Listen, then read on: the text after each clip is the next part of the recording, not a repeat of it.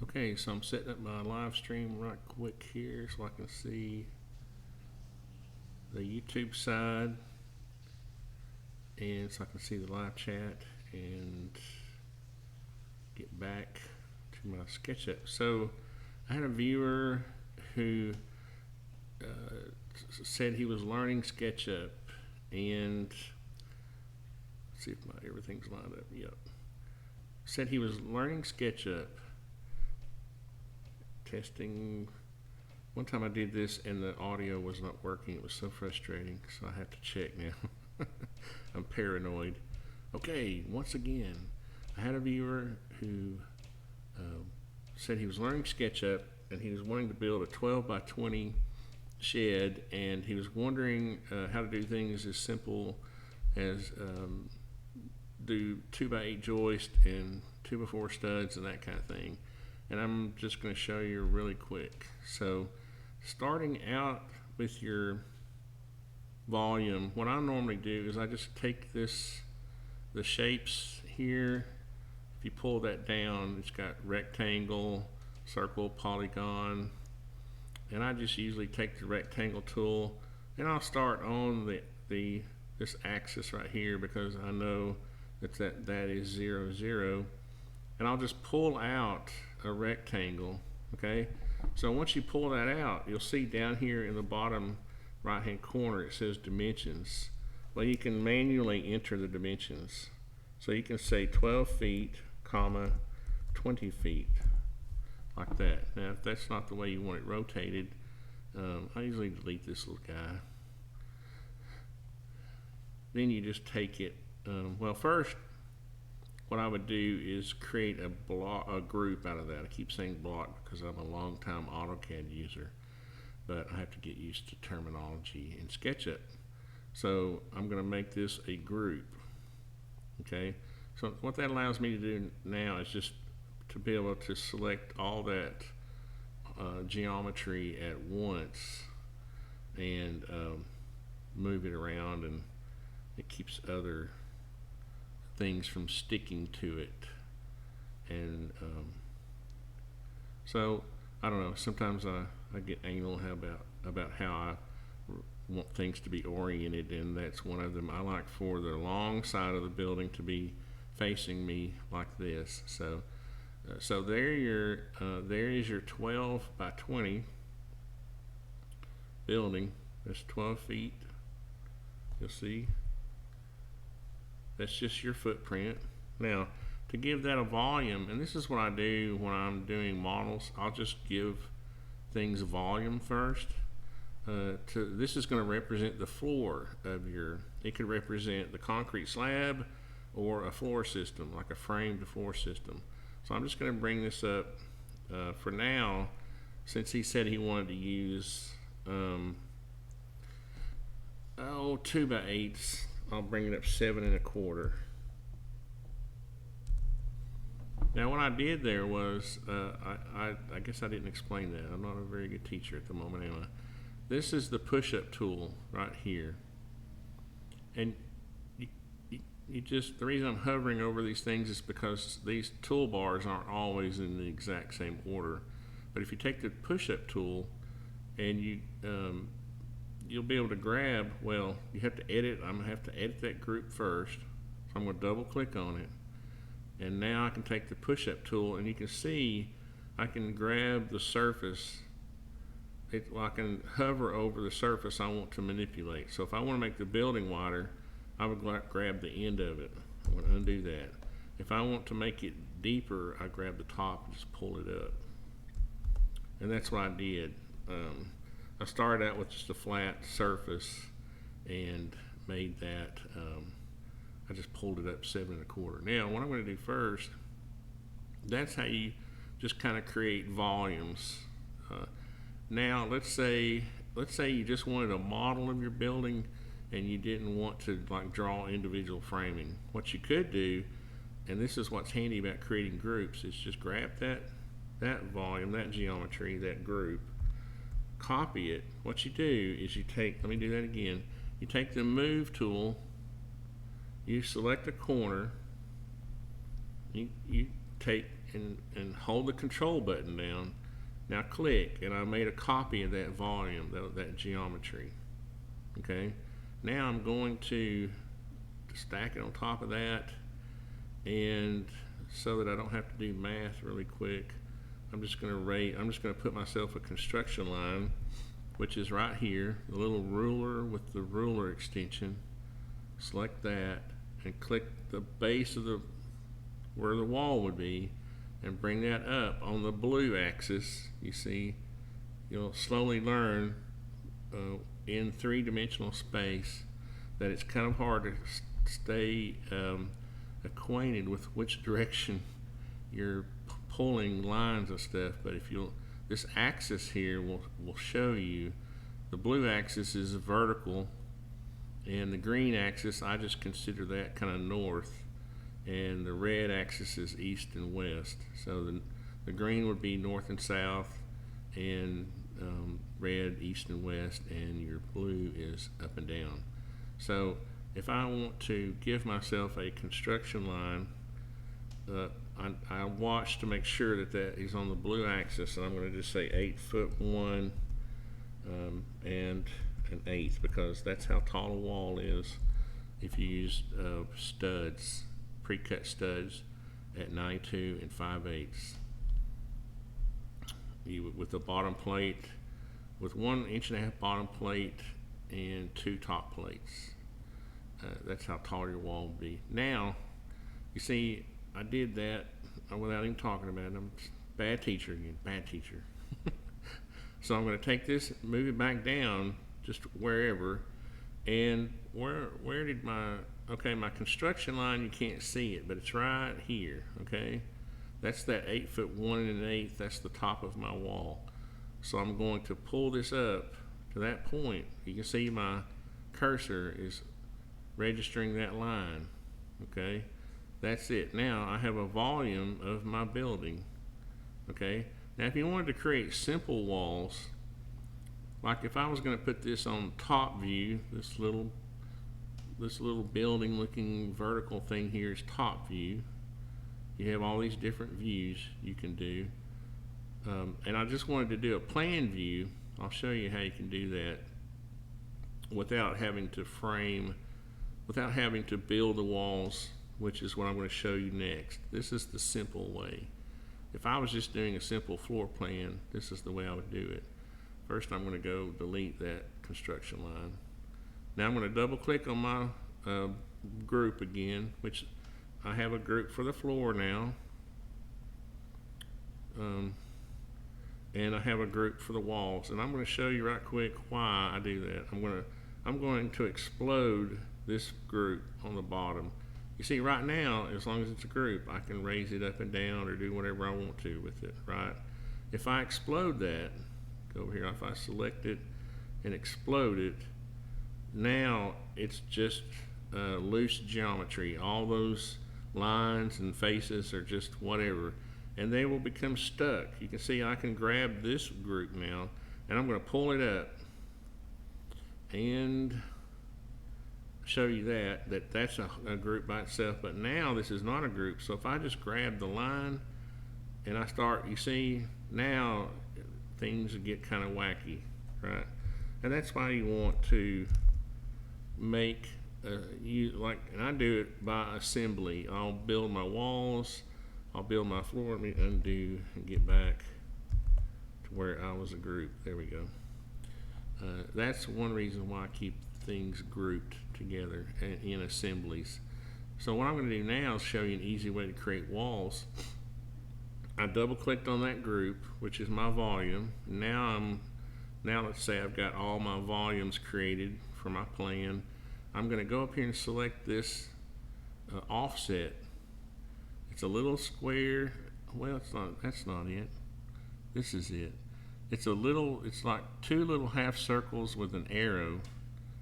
See, it says offset, and you're going to let it select that outside perimeter, and then you're just going to pull your cursor in. You see how I can do it however I want to, but I'm not going to click yet. I'm going to enter 4.5 inches, which is what a 2x4 wall would be with OSB on both sides, or half-inch OSB on the outside and drywall on the inside. So I entered 4.5, so it's automatically going to go back to the right width. See now, there I got my thickness of the wall around the edge. Now here's a cool tip. You go back and grab your push-pull tool and select that middle volume, and when you push it down to the face, when it says on face, let off your finger and it will delete that, and voila, I have exterior walls.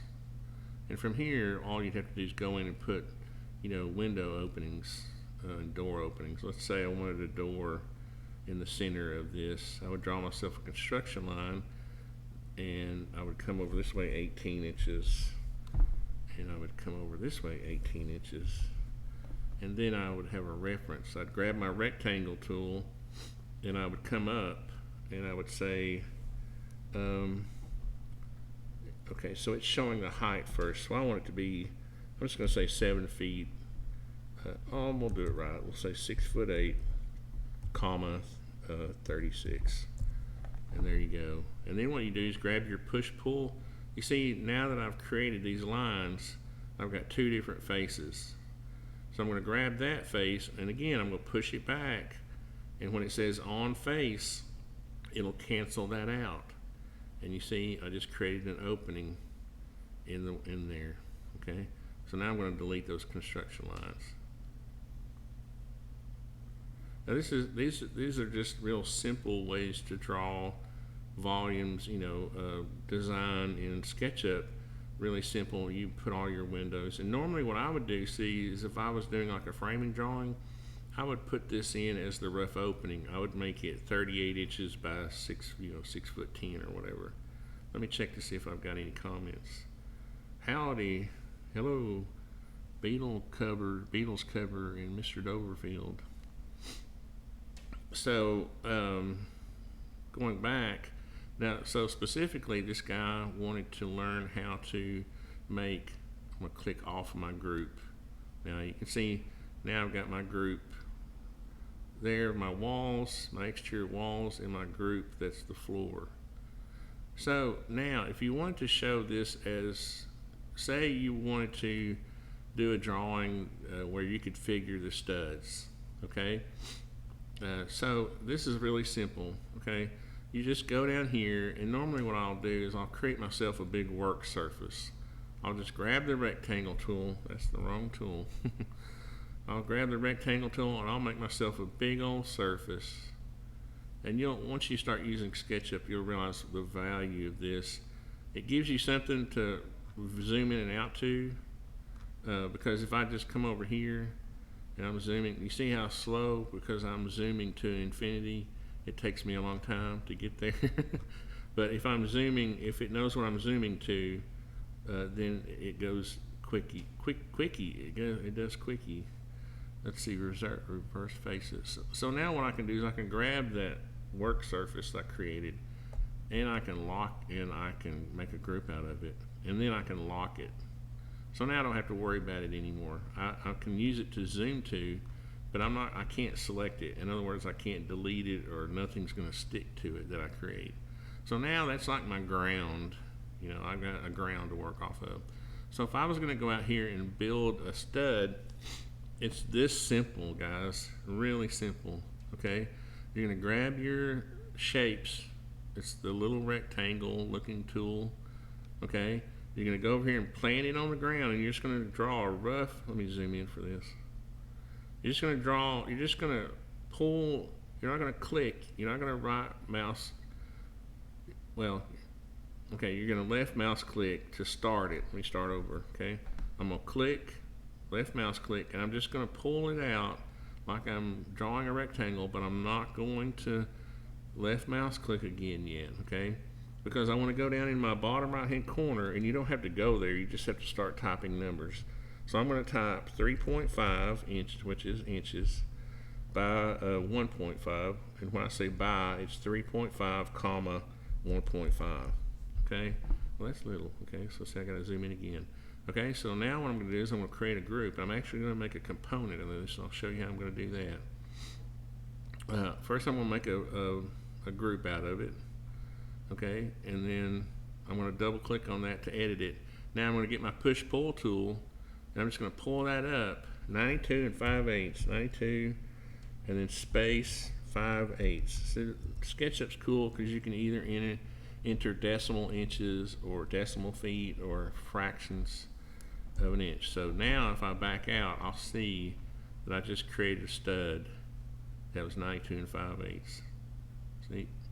And it's also a group. So see, now I can just grab it, copy it around, you know, whatever I want to do, okay?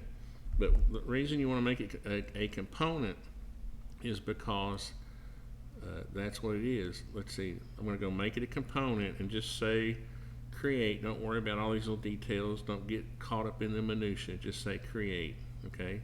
Now, the reason you want to do that, let's say you've copied, let's say I've got these studs and I'm going to copy them down here, 16 inches times 20. Say my wall has 20 studs in it, okay? Now, let's say the owner, that was cool, wasn't it? I just copied 20 studs. Let's say the owner now says, oh, I want my house to have 9-foot walls. Guess what? Because I made that a component, which is something that is I can edit, and it will affect all of these studs. I'll show you. If I select one of them and I grab my push-pull tool, I know all I got to do is raise it up a foot, right? Watch all of them. They all raise up. And I'll just hit 12 inches. See that? Now all the studs in the whole house were affected. If I had just made it a group, I would have had to go back and copy and replace every stud in the house. Okay, so you can kind of search components. Now, if you need a combination of 8-foot and 9-foot studs, let's say the great room's going to be 12-foot. Well, I would come in here and I would make this stud, right mouse click on it, unique, make unique. And now when I double click on it and I grab my push pull tool and I bring it up, I said I was going to, let me zoom in. Now when I grab my push pull tool, okay, why is it doing that? Oh, I need to grab it, I need to edit it. Oh, it's still a group, sorry. Okay, is it going to work this time? Yeah, I see what it's doing. I'm not at a good angle to do it. I need to get more of that angle. So see, now when I bring it up 12 inches, it's a unique component. But now I can copy this one around. You just kind of have to keep up with where you've placed these components in your drawing. But for right now, what I'm going to do is I'm going to delete most of these. See, now I can just see how I can to delete like a bunch of items. You just kind of drag your mouse across, however many you want to, and grab them like that, delete. But I don't have to worry, since I locked this background, I don't have to worry about that. Anyway, so what I'm going to do now is create a layer called walls. What would I call it? Walls solid underscore, or walls dash solid. So that's just going to represent, I'll show you what it's going to represent. I'm going to take this and I'm going to put it, where my layers go? There we go. I'm going to put it, where's my entity info? You go to your entity info box right here. It says entity info. And you'll grab the layer. First you grab your geometry that you want to change the layer in. Okay. Then you go to your entity info box over here and you pull down and you grab walls solid. Okay. Now you go down in here into your layers box and you can turn that off. You see, now I can work on this with framing, right? So now I can grab one. Now, one thing you don't want to do is, let's see if there's any comments. Hello, Subtech. Thanks everybody for joining. I hadn't seen Subtech in a long time. Mark Rodriguez, thank you, very cool. For those who just showed up, I had a viewer ask about how to create studs and like joist and SketchUp. So that's what I'm going to do. I'm going to show him how to draw out his building. So, and I would do a similar thing with this. I would create a layer called floor framing. I don't know why I use these that dash. That's from my old DOS days when you couldn't have spaces. I still feel like I'm using DOS, where you couldn't have spaces in the file names. But anyway, so now what I'm going to do is I'm going to grab this architecture, this volume, or this geometry. I'm going to go back to my layer box and I'm going to select floor framing. Okay, so now I can turn that off if I want to. But first I'm going to use it as a reference, because what I would do is I would show the customer, I would do this, and I would even draw a roof on here just for the fun of it. I'll show you a simple roof so let's find a midpoint. So if I wanted to draw a simple roof on here, I'd find the midpoint and I would get on my blue axis, which is my vertical axis, and let's just say it has a 48-inch rise. I would type 48. I would just draw a triangle now, like this, and then I would go back and delete that middle line, because I'll show you why. Because I'm going to grab that now, and I'm going to push. That was my push-pull tool, and I'm just going to run that all the way to the end. See, now that's a very, elementary looking roof, but if you were just going to, say to your customer, hey, look, isn't that cool? You do like that roof style, then it's a very quick and simple roof. But what I would do is I would create a group out of that, make group, and I would create a layer called roof, solid, or something like that, roof graphic or whatever. And then I would go up here and put that in my roof layer. And here's the general rule for using layers. You don't want to put individual lines and faces in layers. You want to put groups in layers. You want to draw, if you'll notice, I have drawn everything in layer 0, okay? And this is something that takes you a while to kind of grasp why you need to do, because it's really from experience. But in CAD, in this particular layer, particularly in SketchUp, you'll want to create all of your lines and all your geometry in layer 0. Then you'll want to create groups and put those groups in layers, not the actual lines. If I go in and I look here, this roof is in the roof layer, but when I double click on it and I actually select that line, it's in layer 0, and this is just layer management, and I really probably am getting in too deep, but just if you're learning SketchUp, the best way to start is on a good foot like that. Now, if you wanted to make this roof look more complicated, you could go in and edit that group.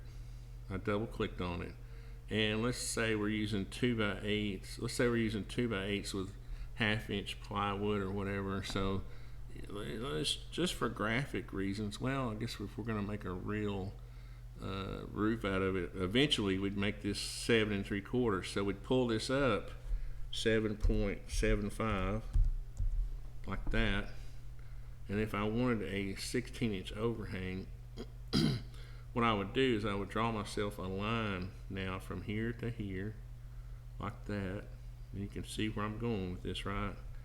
Now I would draw myself a line from here to there, and now with my push-pull tool, and this is why the push-pull tool is used so much in SketchUp, grab this bottom face, not the top one, But the bottom, and then say I've got a 12-inch overhang since it's just a shed.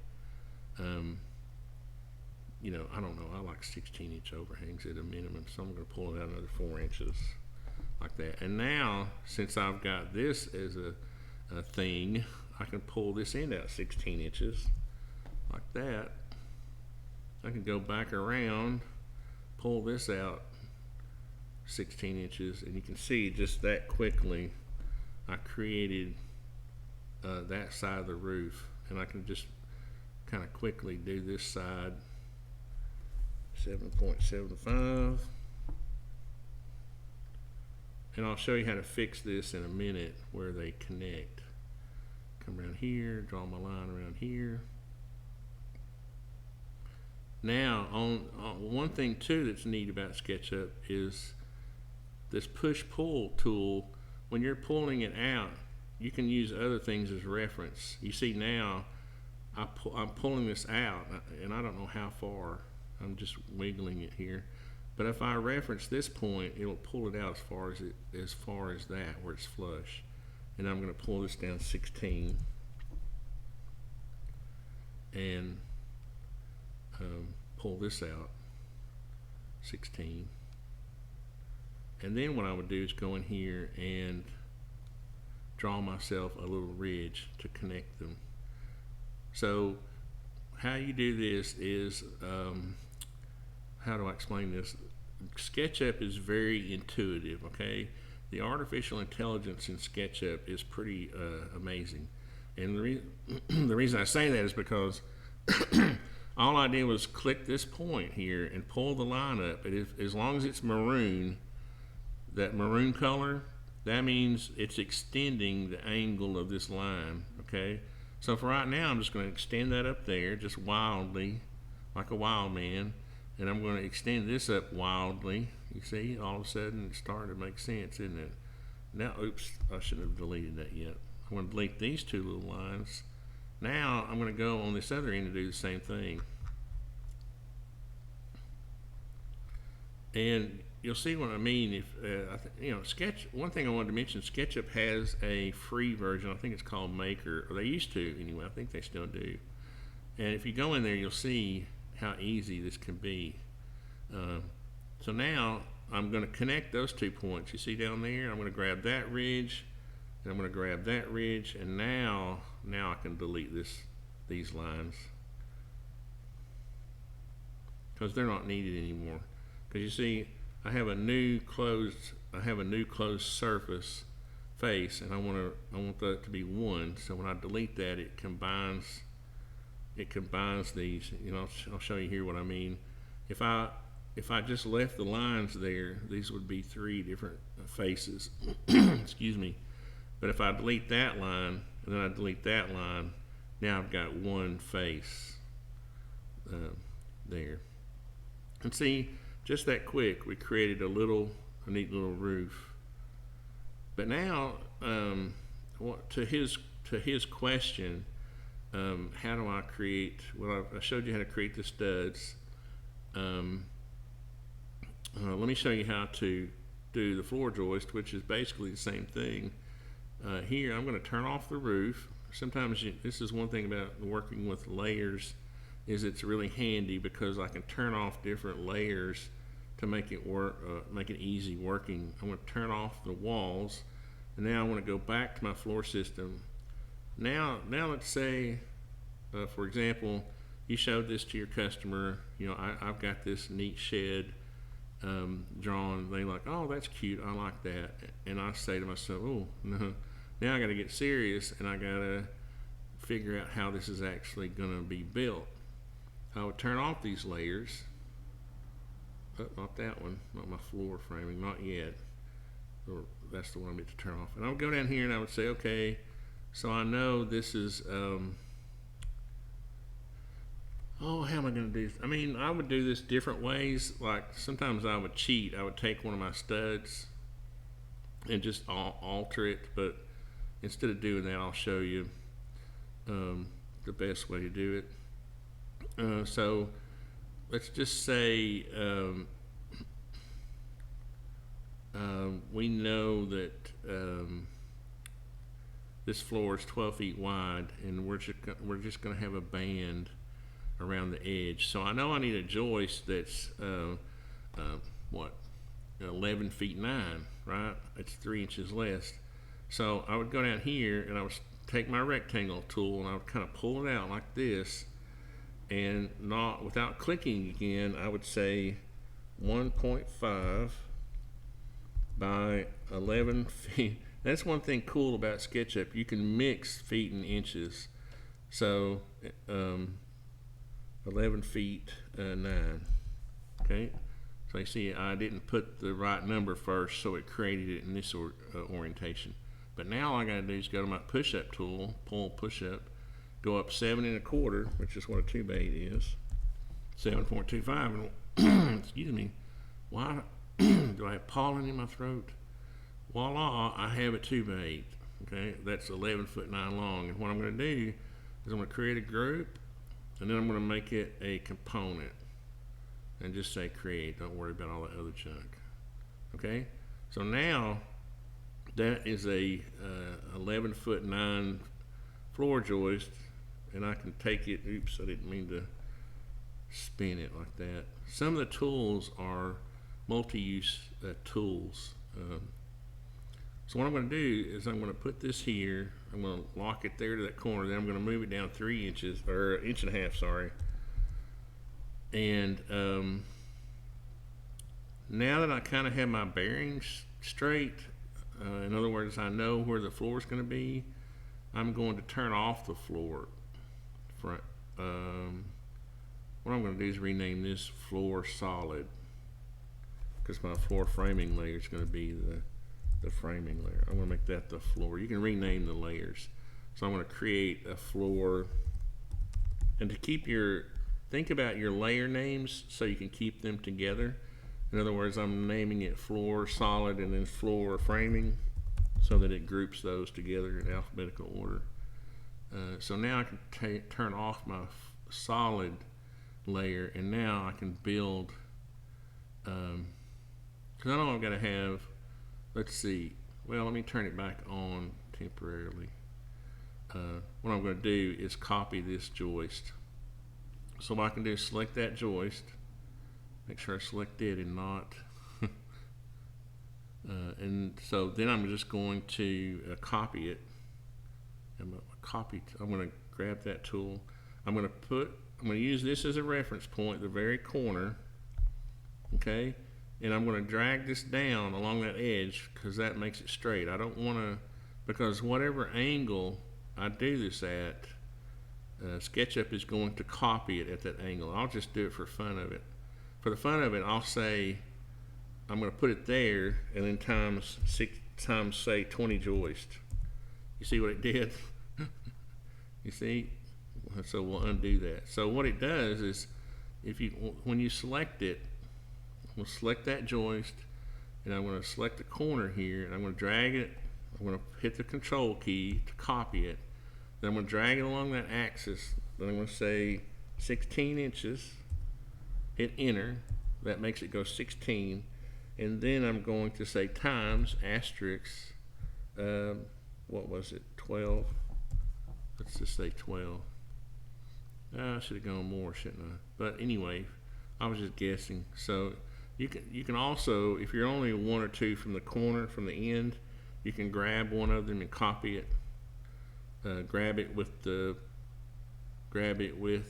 or here, I'll just do it with, I'll just start over.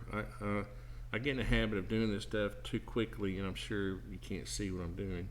So if I wanted to copy this joist a few more times, I would select it first, and then I would use these joists back here as a reference. You see, I don't even have to enter a number. If I go from this corner, let me hit my control key to copy it. If I go from this corner to that corner, I know I've copied it 16 inches. And so now I know this is less than 16 inches. So I'm just going to copy it and take it to the corner. So now I've used my solid floor as and I'm going to use that solid floor here in a second. I'm going to show you how I'm going to use it. But for now, I'm going to, oops, wrong. For now, I'm going to turn it off, because Now what I want to do is create a band, the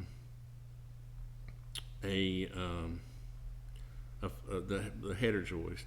So what I'm going to do is I'm going to copy this joist. I'm just going to put it out here somewhere, and I'm going to turn it. This is the rotate tool, this little circle with 2 arrows in it, and you're going to, this is a little weird, you got to get used to it, because you can rotate this in any direction, but when that little compass turns blue, you know you're in a horizontal plane. So you click and then give it another reference point, and then you just turn it. You can either 90 for an angle, or you can just rotate it manually. But remember, this is a component. This is a joist. Okay? If I edit this joist, all of these joists are going to change. So I don't want to do that. So I want to make this a unique component. And I'm just going to go and right mouse click on it, and I'm going to say make unique. So now I'll show you why. When I when I move it over here to be my header joist, I'm going to come down here, and I'm going to double click on it, and I'm going to edit it. I'm going to take my push pull tool, and I'm just going to bring it all the way down to the end, just like that. You see, now if I hadn't made it unique, all these joists would have got, what did I do? Oh, I wasn't at the end. That's funny. I thought I was at the end. Grab the push pull tool and go out to the end. Did I somehow make that longer than it's supposed to be? Is that 20 feet? Yeah, it's 20 feet. Let me check comments. Comments. Hello, Vexmaster. Hello, Rodriguez. Subtact Overfield. How you guys doing? So, for some reason, if you just showed up, I'm trying to show a guy how to create framing members in SketchUp. So, I got that one fixed. So now, since this one is the same, now if you wanted to get technical, I'm trying not to get too technical here, but you could, if you just really wanted to get anal about this, you could make this a specific length. In other words, you could say this, I'm not going to buy 20-foot 2x8, I'm just going to buy 16 footers. So this component would go back 4 feet, okay? The problem with that is now you got to create, now I got to create another one that's, that's 4 feet and stick it on there. But since I've built things, I know I can figure the materials from this easily. Just having this much reference, I don't need to know, down to the nth degree of detail on this. So I know that I'm going to have to buy, if I've got two 20-footer, two 20-foot lengths, I've got to buy 4, maybe 3 16-footers. And I'll have, what in the world? Who's calling me on Friday afternoon? How much you want to bet it's Google? I always get these stinking calls. Let's put it on speaker. Hello, am I speaking to William? Oh, this is he. Hi, this is Donna from Second Amendment Foundation. How are you today? Oh, Second Amendment Foundation. I'm a member. Yes, you are. Okay. Can you call me back? I'm right in the middle of a live event. Do you want me to? I can call you Monday. Would that be better? That would be great, and I'll be happy to help I'll out. call you about the same time. Okay. Yeah, Take thank care you. and have fun. Okay, talk to you. I thought that was Google. Usually about this time of day is when I'll get my Google calls, and they'll say, we need to update your profile. And it's not actually Google, it's some commercial thing. Let's not talk about politics. We don't want to distract him. Well, the Second Amendment Foundation called me. Well, I love the Second Amendment Foundation. It's one of my favorite organizations, and I am a life member. And I just don't know why I like it, because they're not as, how do I say this without being mean to the NRA? I'm also an NRA member, obviously, but they're not flashy, okay? They don't, the NRA is kind of the Trump. Now, of course, I voted for Trump. I supported Trump. I predicted, and I won look, I'm getting involved in politics, aren't I? I actually won a bet with Yankee Marshall over the election. He still owes me $10. Because I predicted Trump would win. I predicted that he would be willing to fight and beat Hillary, and he did, yes. Okay, enough of that. Back to construction. So anyway, so now one thing I just realized is I have got to I need to make this floor system a group because I want to be able to move it around if I need to. And the reason I do need to move it around is because, let's say I wanted to show a foundation. Let me turn all my building stuff on, and I'm going to grab all this, and I'm going to say I'm sitting on a 2-foot foundation. But most likely, yeah, if you're going to have a framed floor system, most likely you're going to have at least a 2-foot foundation. So I'm going to grab the whole thing, or just somewhere, grab a point I can reference, and make sure I'm on the blue axis, and I'm just going to raise it up 24 inches. Okay. So now I'm going to show you what I'm going to do. I'm going to turn off again. I'm going to turn off the, keep that on, roof off, walls off, and what I'm going to, all right, dang it. How much you want to bet this is Google? Hello? Hello, Tony. How are you doing today? I'm doing fine. How about you? Okay, nice to hear that, Tony. I'm pretty good. Thank you so much for your concern. Well, this is Jack speaking from Small Business Finance on a recorded line. So, Mr. Tony, are you looking for any business cash advance within a couple of weeks? How much can I get? You can get that as for your business profile. You can qualify. Okay.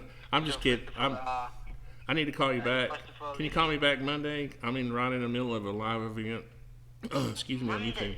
You're getting me all. To call you back on Monday? You're getting me all choked up here. Okay, I'm turning the phone off, guys. Sorry. I could have sworn that was Google. Okay. No, since I own a business, I'm joking. Let's distract him. That's funny. Since I own Artisan Construction, I'm always getting these calls.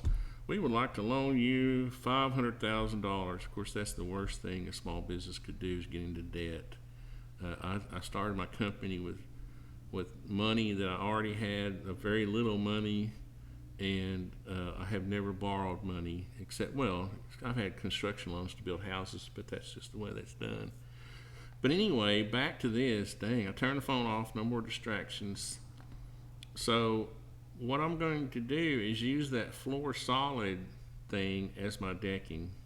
Actually, I told him I would show him how to make plywood. So I'm just going to delete that floor solid layer, and I'm actually going to turn it into a floor decking. Okay, see how easy this is to change?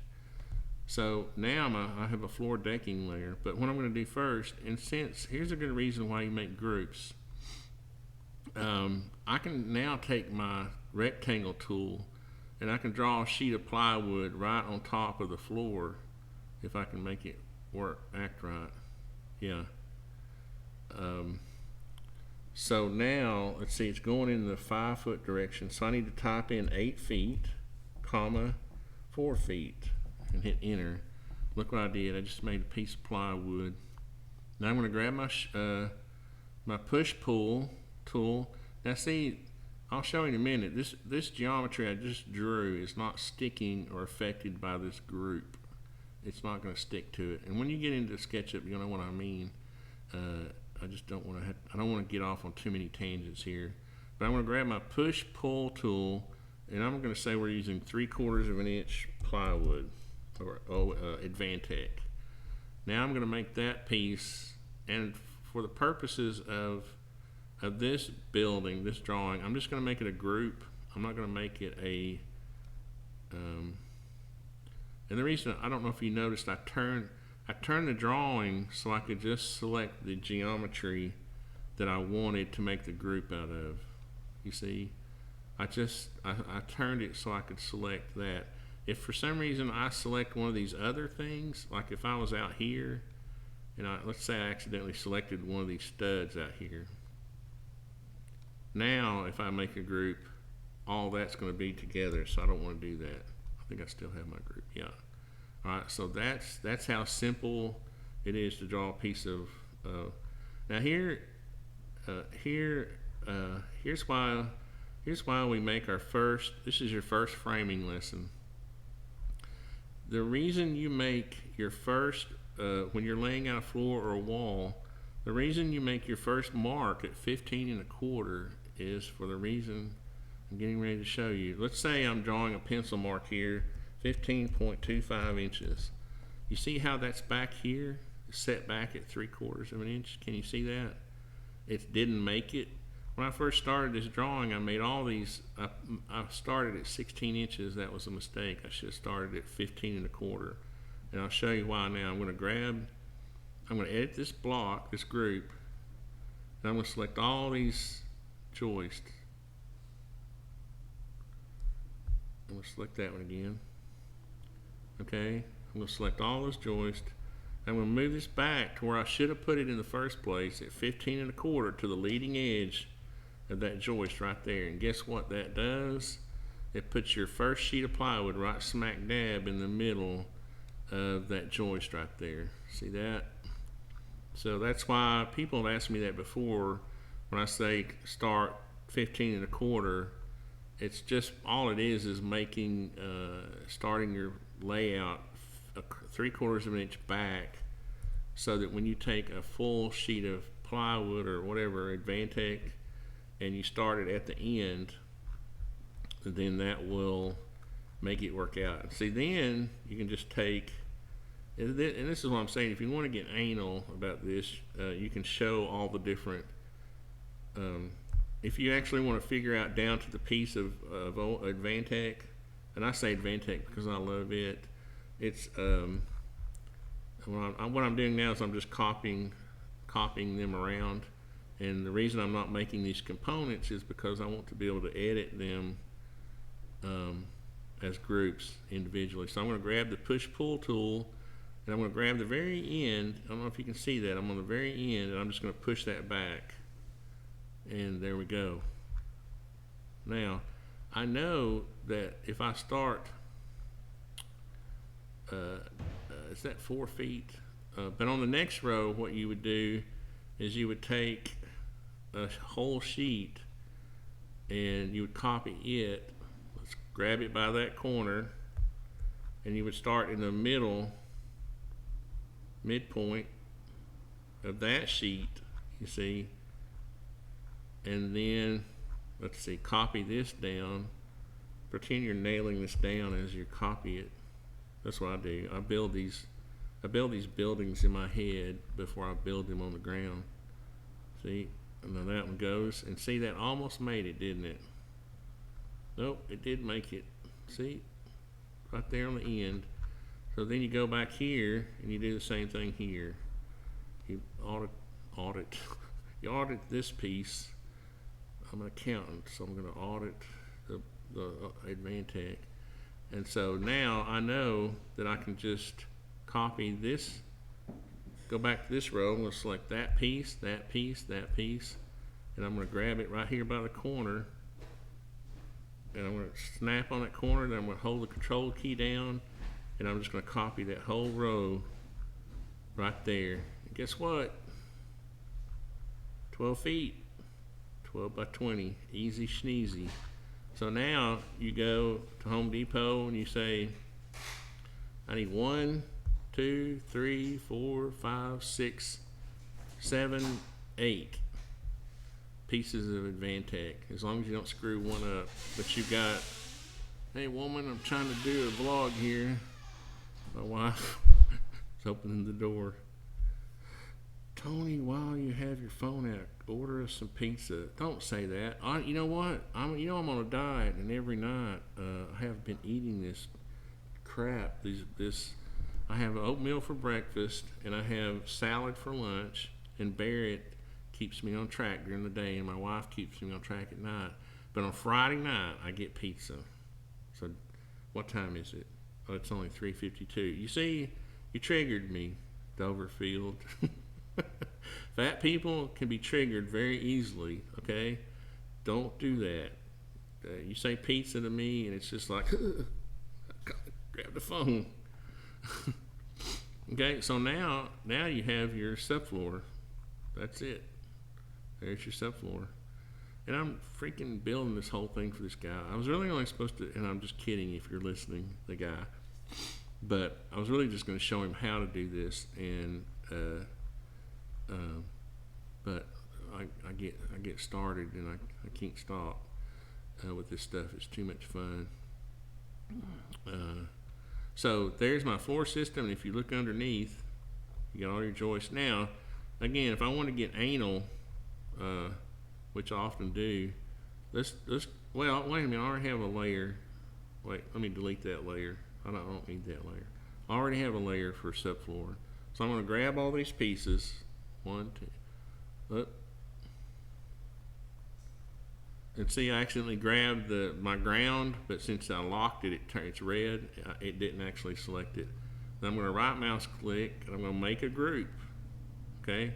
So you can't tell now, but it's a group. And well, you can tell because now I can move the whole thing. I'm going to hit escape. But I'm going to go over here to layer, and I'm going to put that in my floor decking layer. Okay? Remember the groups go in layers, not the individual lines. Okay? So now I can turn off the floor decking layer if I want to. And the reason that's handy is because of what I'm going to show you now. You really need to put a row of bridging down the middle of this thing to make it stiffer. So all you do is, now in this case, since I didn't make a group out of this, I'm sorry, now that since I didn't make a component out of this band, this header joist, I'm going to go in here and I'm going to grab it and I'm going to copy it, because see, you can kind of cheat like this. And I'm going to go over here to the middle. Where is the middle? Is that the middle? And then you see, that would be cool if that was all you, and see, if you weren't going to be anal, you could just remind yourself, okay, I got to buy some bridging. But if you did want to be anal, what you could do is edit that. You know what, this isn't that hard to do, so I'm not going to say it's anal. I'm going to grab that, I'm going to push it all, oh, wait a minute, oh snap. I did make them components, didn't I? Look at the band. Okay, we're going to undo all that crap, and I'm going to explode this. Let's see. How can I do this? I'm going to make it unique first. And once I get it fixed to where I want it, I'm going to push this. I can't see where I'm going. Sometimes you got to readjust in this three-dimensional world. What I'm getting to is I need to push, this is what I was talking about being anal. These are, would be in between each joist. And what this is bridging.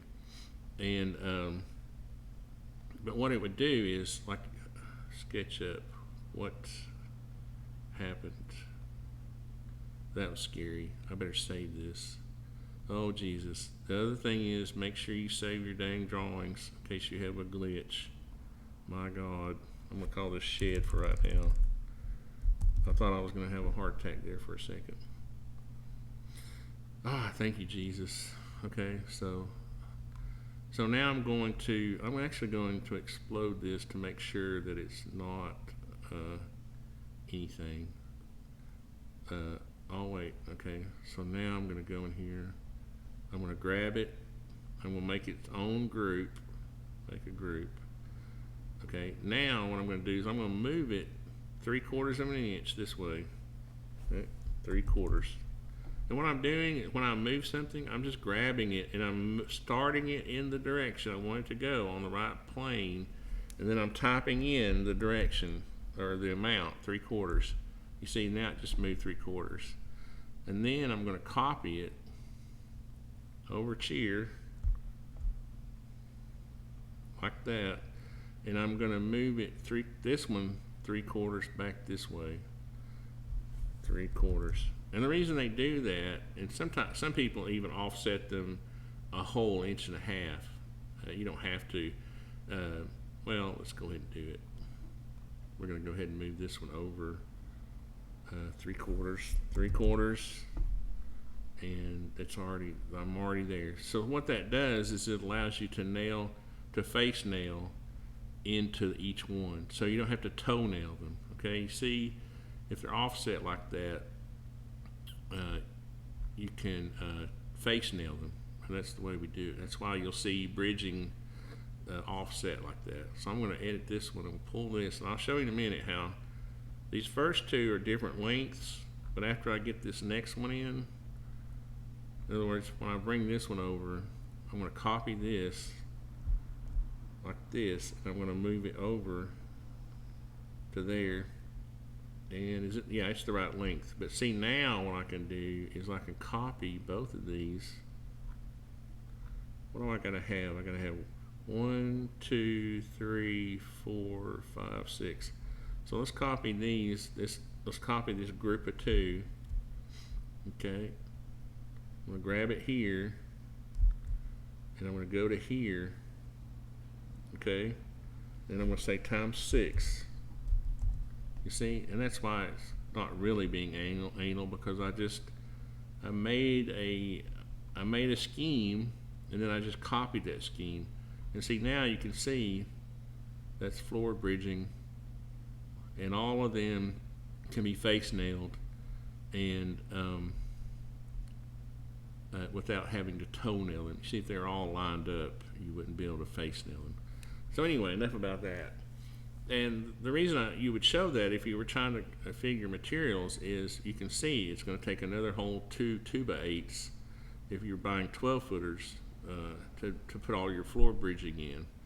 And you would cull. What you would do is when you were building, you would pick out the best 2x8s for your floor joist, and you would cull out the bad ones. Say they've got a bad crown or they're warped or twisted. Well, those can be used for bridging. See, so now I've got my floor framing and my floor decking, and how many minutes have I been going? Barrett sounds like a good son. He is a good son. He's the best. Alex and Barrett, I am the most, and there's a reason for that. Okay, I'm just going to tell you the reason they're good kids is because my dad wasn't around when I was a kid, and I always said to myself, if I ever have kids, I'm not going to be like that. I'm going to be around, and I'm going to raise them properly. And that's the way it's supposed to work, right? So they're good kids because they were raised well. And if anybody tells you that kids go bad, they make a choice at some point, obviously.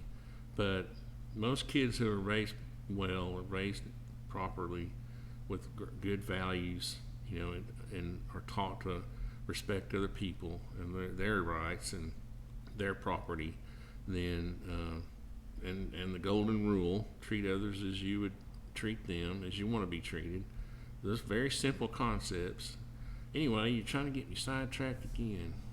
So I still got these studs sitting over here waiting to be used, and I made a stud. I made those studs, but what I want to do now is make bottom plates for the walls. So for now, I'm just going to go out here and take my rectangle tool, and I'm just going to again draw any old rectangle. And because I'm not going to click yet, I'm going to go over here and enter my. Let's see, would that be? I'm just going to make it 12 inches long by 3.5 wide. Okay, see, so I just made a little piece of a 2x4. And I'm going to bring it up 1.5 inches, 1.5. Now I'm going to make a group out of that. Make a group. Make a group. And now I'm going to just bring it around here. I'm going to get to where I can see the end of it, but I'm going to move back a little bit. I'm going to double click on it, get my push pull tool, and I'm going to pull this all the way down. See. And you got to get to where you can see it again, the end, pull it all the way down, back up. I'm sure there's an easier way to do that, but this is the way I do it. And reference it to the end of the thing, and then when you're editing a group, you just click off to the side somewhere to get out of editing it. Get out of it, man. So now what I'm going to do is I have my bottom plate. Now, if I was on a slab, I would use a treated 2x4 there. And again, being anal, if you want to be anal, I'll show you how to do it. If you go up here and click your bucket and go over here to materials, and let's see, wood, you could say, let's say I'm just going to use this greenish color to represent my treated lumber, okay? And all you got to do is, since I made that a group, it will make all the faces on that group, it'll copy that to all those faces. If I hadn't made it a group, it would just make this, I'll just show you. Gosh, I gotta show you everything, don't I? Let me undo that. And what I'm gonna do is I'm gonna explode this. I'm gonna explode it. Boom. And I'm gonna grab the paint bucket again, and I'm gonna grab that color, that face. You see, it just made that one face, the one I picked, and then I would have to go all the way around, and that would be a pain in the butt. Well, the best thing to do is to make your pieces a group, make your studs or whatever it is, and I'm going to get back here where I can select it all at once, because I don't have it as a group anymore. I'm going to select that whole thing, make it a group, and now I can go back, since it is a group, and it's going to apply that to all the faces in that group. And if I selected that one, it would do the same thing, but I don't want to do that because those are yellow pine. Maybe I want these to be this color, light color, to represent, and I'll just go ahead and do these. Now, the funny thing about that is that image is running in the wrong direction, okay? But what you can do, again, you can take your analness to the nth degree if you want to. I don't usually take it that far, but you can go in here and you can I can edit the component, and I can take and select that face, and I can go down to orient faces, and why is it not coming up with it's supposed to orient faces. Oh, wait a minute. Make unique texture. Here we go. Okay, I'm just going to say create texture. Now I'm going to align, reverse. Where is it where I can? Okay, now I've got it. Texture, position.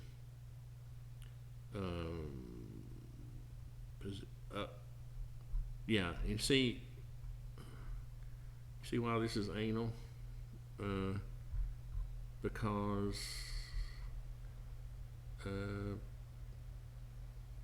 rotate 90.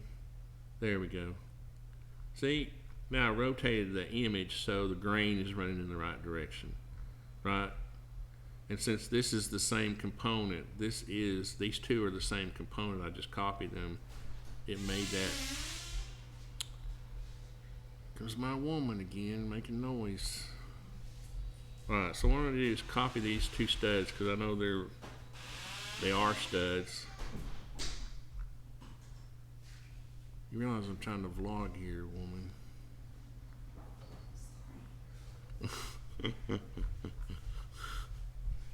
Got the man-eating dog out.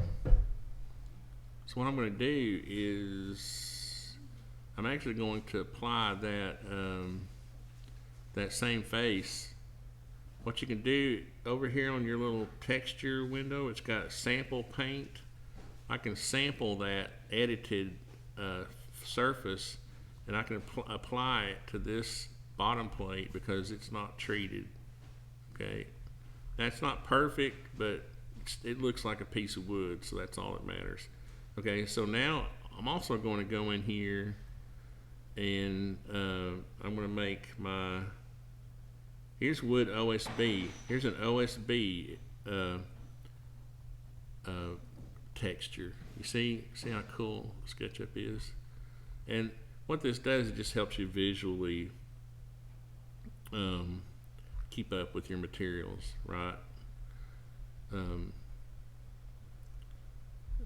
although I do get kind of tired of all those colors. I almost like the generic look better, but we won't get fussy for right now. But so what I'm going to do is I'm going to show you one thing quick I showed in another video. How long have we been going? Gotta go for now. Oh, see you, Rodriguez. Sorry, I have to pull this window up to see the comments. Thanks for coming by. Hello. What are we making? We're making a 12 by 20 shed in SketchUp, wood framed. Really like your teaching style. Thank you. I appreciate that.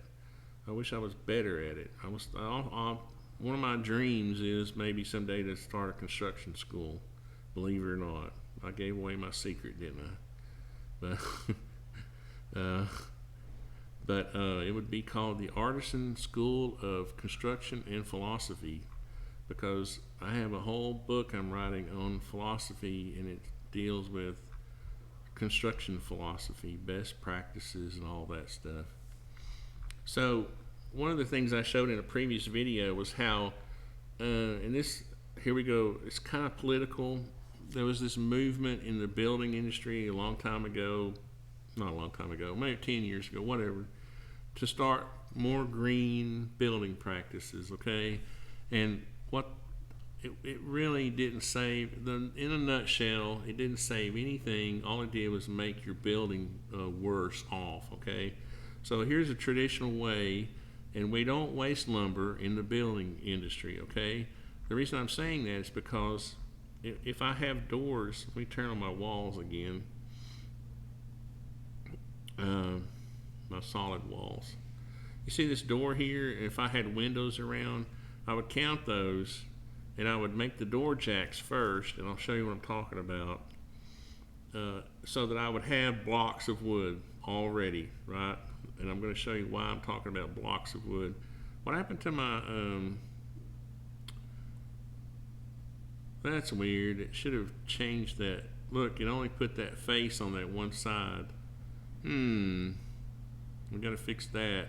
Now see here, here's a good example of why you want to create components, because now all I got to do is fix this one stud, and all my studs will get fixed at once. If I had just used groups, then all my studs wouldn't get fixed when I want to fix. So that's another good reason to be slightly anal and create components instead of, you see now this other stud is fixed. All my studs would have been, if I had 100 studs in this project that were 92 5/8, they would have all fixed themselves.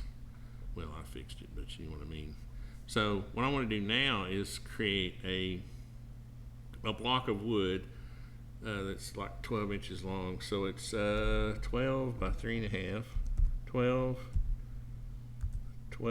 comma 3.5, and I'm going to bring it out 1.5 inches, 1.5. See, and this is why I'm making all these faces.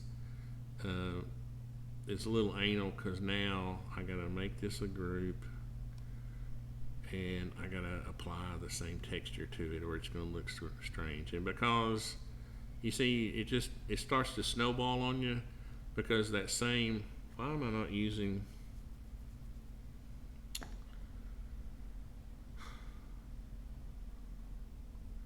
you see, I would have to go in and edit that block and fix that grain. So I'm just not going to do it. I ain't going to let you talk me into it. I don't care which way the grain's running. All I'm trying to do is get a materials list together. And what's funny is the more you build, the more you will realize that, you know, how you can do things just in your head, you know, as far as figuring materials. But what I'm doing right now is I'm making a corner, okay, and I'm going to move this back over because this is the other side of the corner up there. Now, what that does is when you build your wall in the other direction, I'll show you. I'm going to copy this. I think this is just a group, so I'm not going to have to worry about I'm going to copy this 2x4. I'm going to spin it around 90 degrees. Is that 90? Yep. And I'm going to put it back.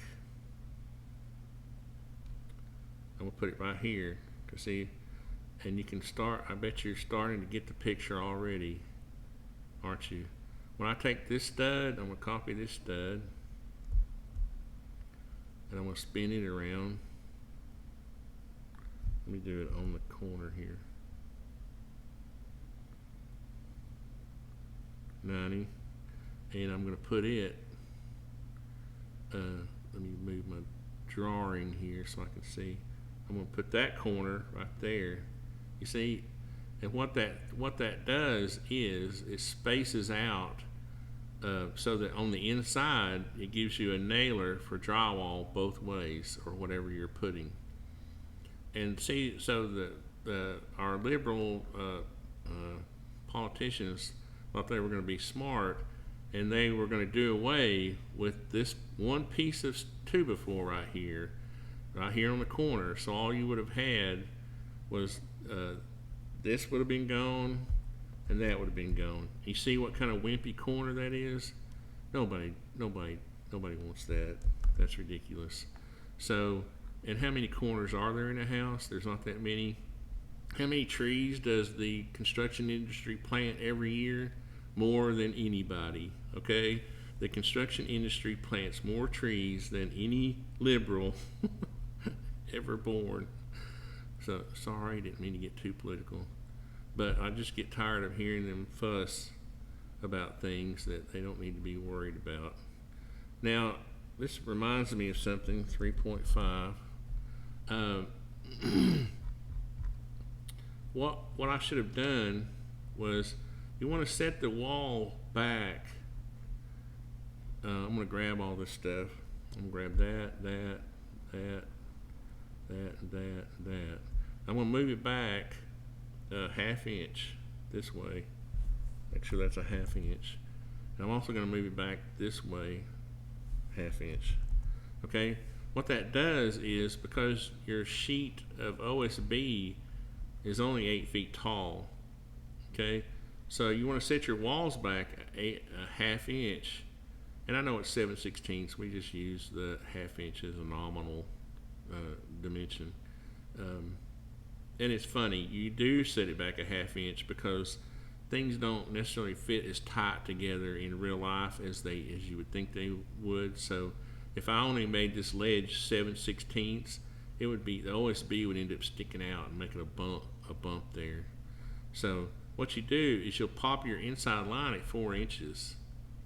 When we pop our lines for these walls on the floor, we actually come in 4 inches to give us a ½ inch ledge there, because if you started your plywood down here over this band, it would be short at the top of the wall. And I'll show you that in a second. How much time have I been on here? Have I been on here forever? 16 inch or 24 inch? Hey Daniel. I like 16 inches for a shed. You could do 24 inches. I would do the floor joist at 16. I wouldn't skimp on that, because on a small project like this, you know, I mean, what are you going to save? Let me turn off my subfloor for a second. My decking. You can see, you know, you're adding a joist every 3, 1, 2, 3, 4. I'm adding 4 or 5 floor joists for what? What are you saving? You know, you're like, I'm saving $60, man. Well, or something, $100. Well, whatever. When you walk on your floor, it's going to bounce, you know, too. Now, there's a difference in this horizontal loading of a floor where your fat butt's going to be walking on it. And there's a difference between that and your walls. You can get, when I said your fat butt, I actually meant my fat butt, not yours. How did this block? My blocks didn't get moved back. I was like, what in the world? I got cancer in my wall. So I got to move this back, move these blocks back like that. Now see, if I was smart, I would have created a corner as a component. But again, that's taking it to the nth degree.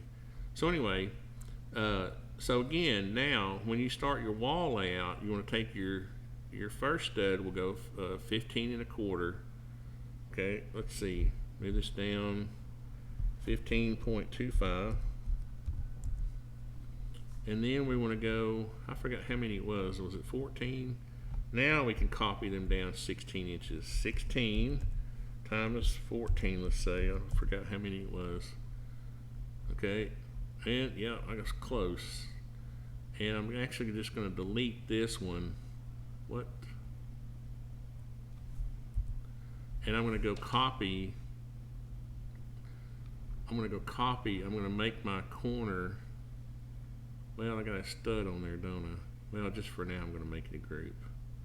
I'm going to make this corner a group.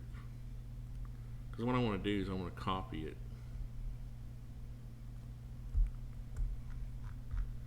And again, if you're just now getting here, you copy something in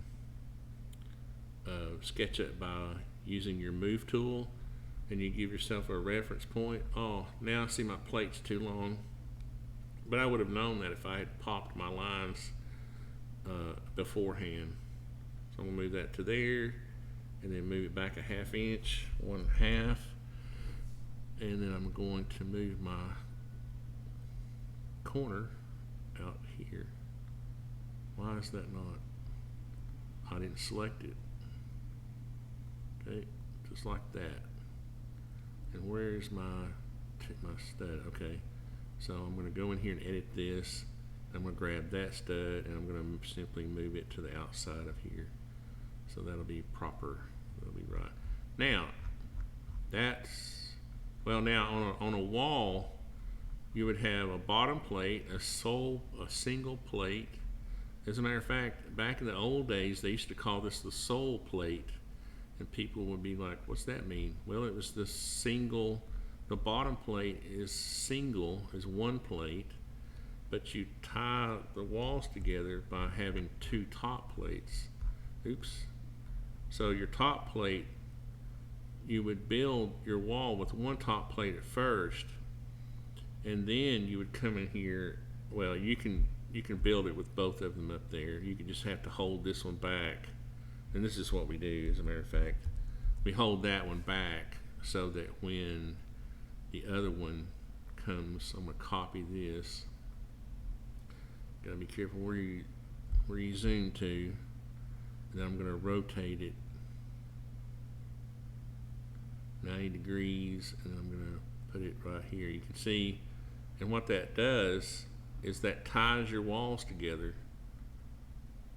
See, because this wall, that double top plate will be overlapping this wall, and when you nail down through there, it makes your corners really strong. So you see, now if we didn't have a doorway, that would be easy. So what I'm going to do here is I'm going to go ahead and, well, sorry for all the zooming, that's me accidentally zooming to that surface instead of this surface. So I know some people say I give them seizures the way I zoom in and out, but I'm just used to, and it's kind of like being on a boat. If you're in control of the motion of the boat, then it doesn't make you sick. But if you're the guy just riding on the boat, you kind of like, ugh.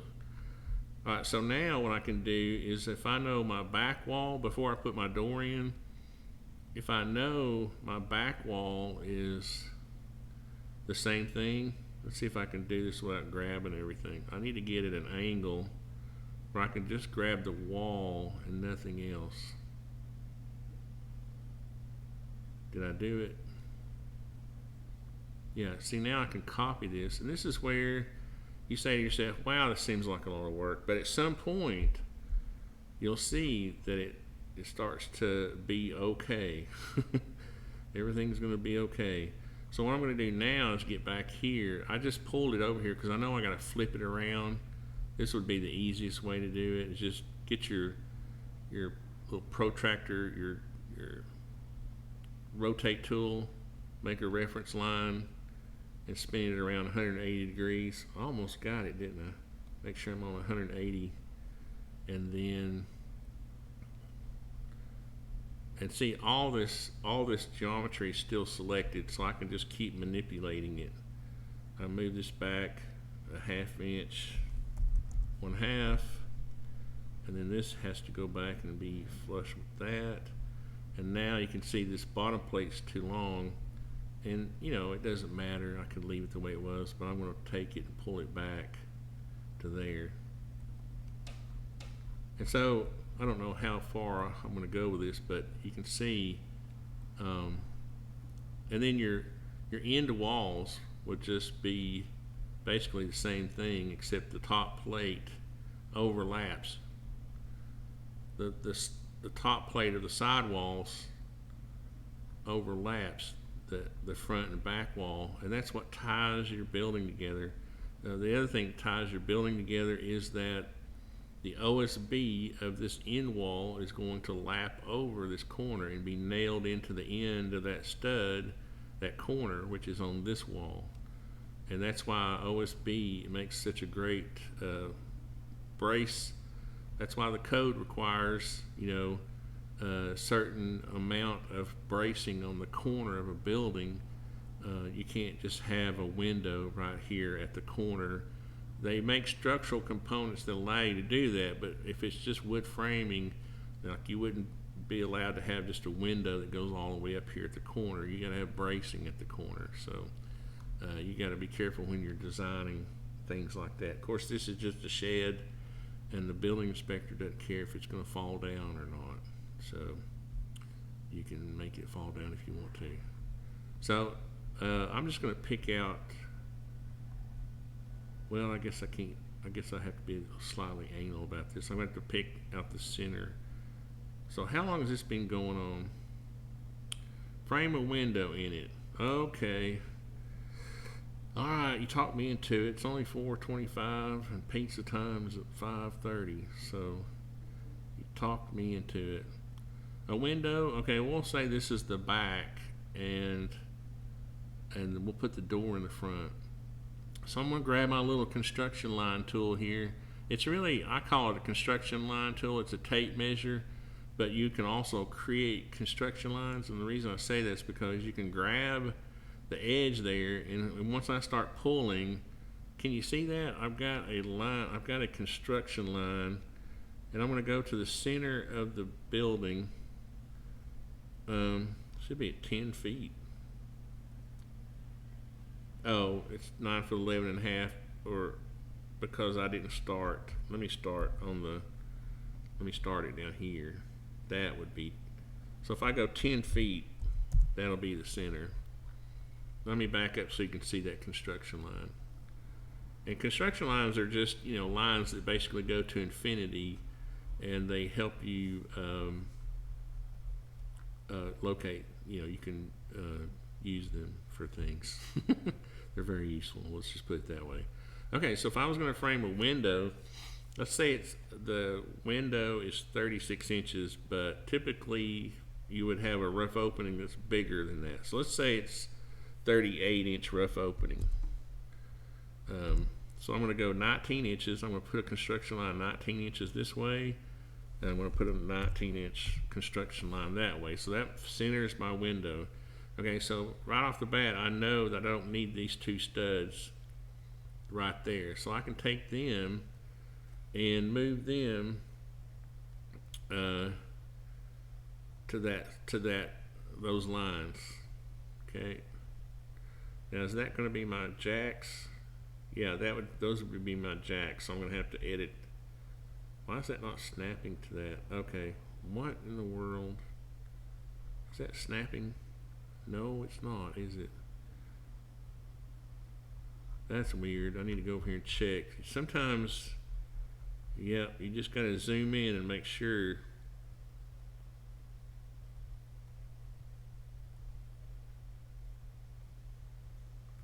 It's easy to get off sometimes on this stuff. These are all, okay, I just want to make sure all my studs weren't like an 1/8 inch off the plate. So,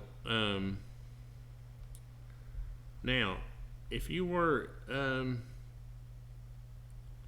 here's where you could, here's where it wouldn't kill you. Is that in the right place? Why is that doing that? Why in the world? Am I having a freak out moment? Oh, I get it. Duh. Sorry. Brain fart. That construction line was not on the wall. It's on the band, which is a 1/2 inch out. That's what is wrong. Let me.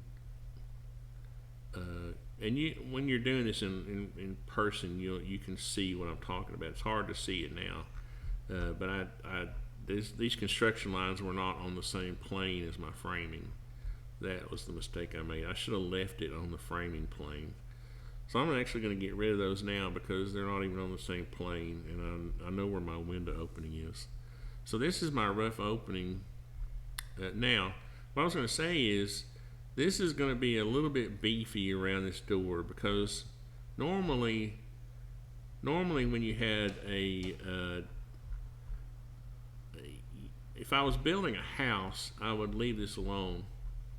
But since I'm building a shed, I'm going to cheat. I'm going to move this stud over, and this is going to be my king stud. Well, I went and copied it, didn't I? You see, the first thing I'm going to check is to make sure it's not on my 8-foot layout.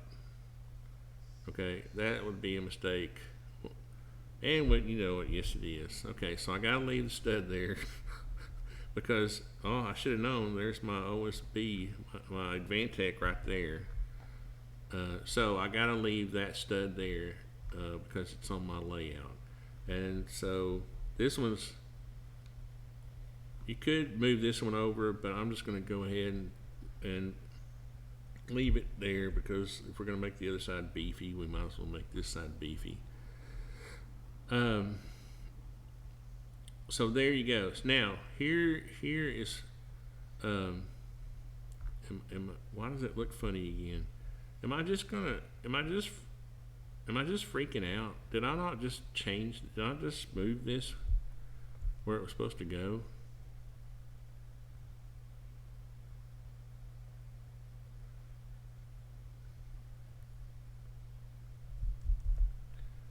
I just don't understand why.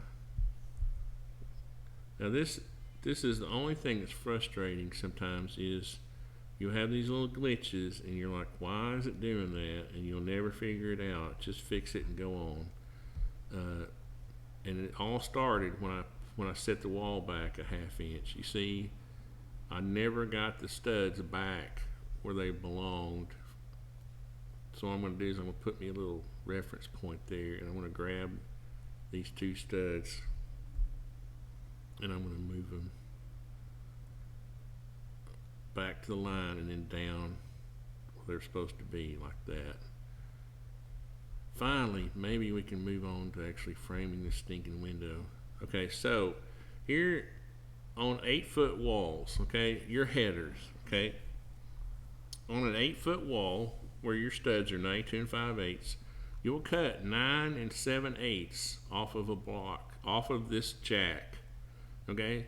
And you would do that before you put it up here, obviously. This is the benefit I don't have.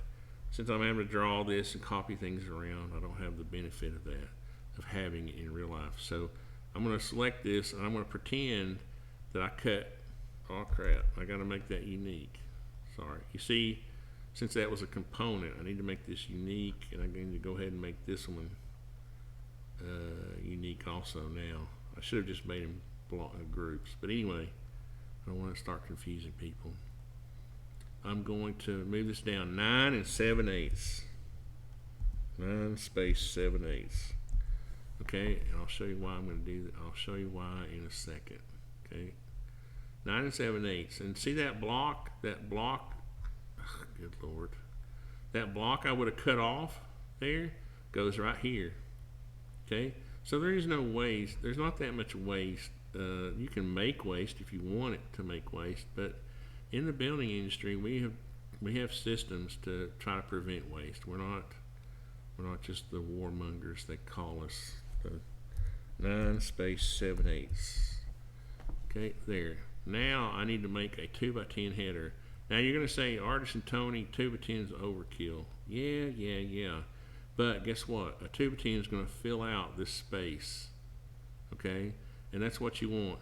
You don't want to use a little wimpy header and then have to put little wimpy blocks above it to finish out the wall. You want this whole space up here filled up. It's going to be really strong, and later on when you're nailing siding and trim on, you're going to be happy you did it. So what we're going to do is go down here and we're going to create us a header, and I'm just going to go ahead and make it the right length. I'm going to select this and go over here and select that, and I'm going to raise it up 9 1/4, 9 point. Wait a minute. Let me do that again. I'm getting ahead of myself. I have to pay attention to which. If I look down here in the bottom right hand corner, I'll see that 3 feet 5 is my first dimension I need to maintain. Otherwise it will rotate it. If I put in the narrow dimension first, it will stand it up. So I need to put in 3 feet 5, comma 9.25. See that? Now I can take my push pull tool and make that 1.25, or I'm sorry, 1.5. What did I do? 1.5. There we go. And I'm just going to grab that. See, if I hadn't have been anal in the beginning and made all this wood colored, I wouldn't have to go back and make all this other stuff wood colored. But anyway, enough harping on that. So I'm going to make that a group. Okay. So now to make my header, what I would do is, if I would build it on the floor, well, or on a sawhorse, right? So I got one, there's my one piece I cut. I'm going to cut another one, okay? And I'm going to just go ahead and, let's see. I'm going to move it out here. What would that be, 2 inches? 2 inches. Yeah, that would make it an inch, that would make it 3.5 inches wide, right? Yeah, 3.5. And then I'm going to take another 2x4 and nail it on the bottom of the header. Just pretend when I'm making these, I'm cutting them. That's 1.5.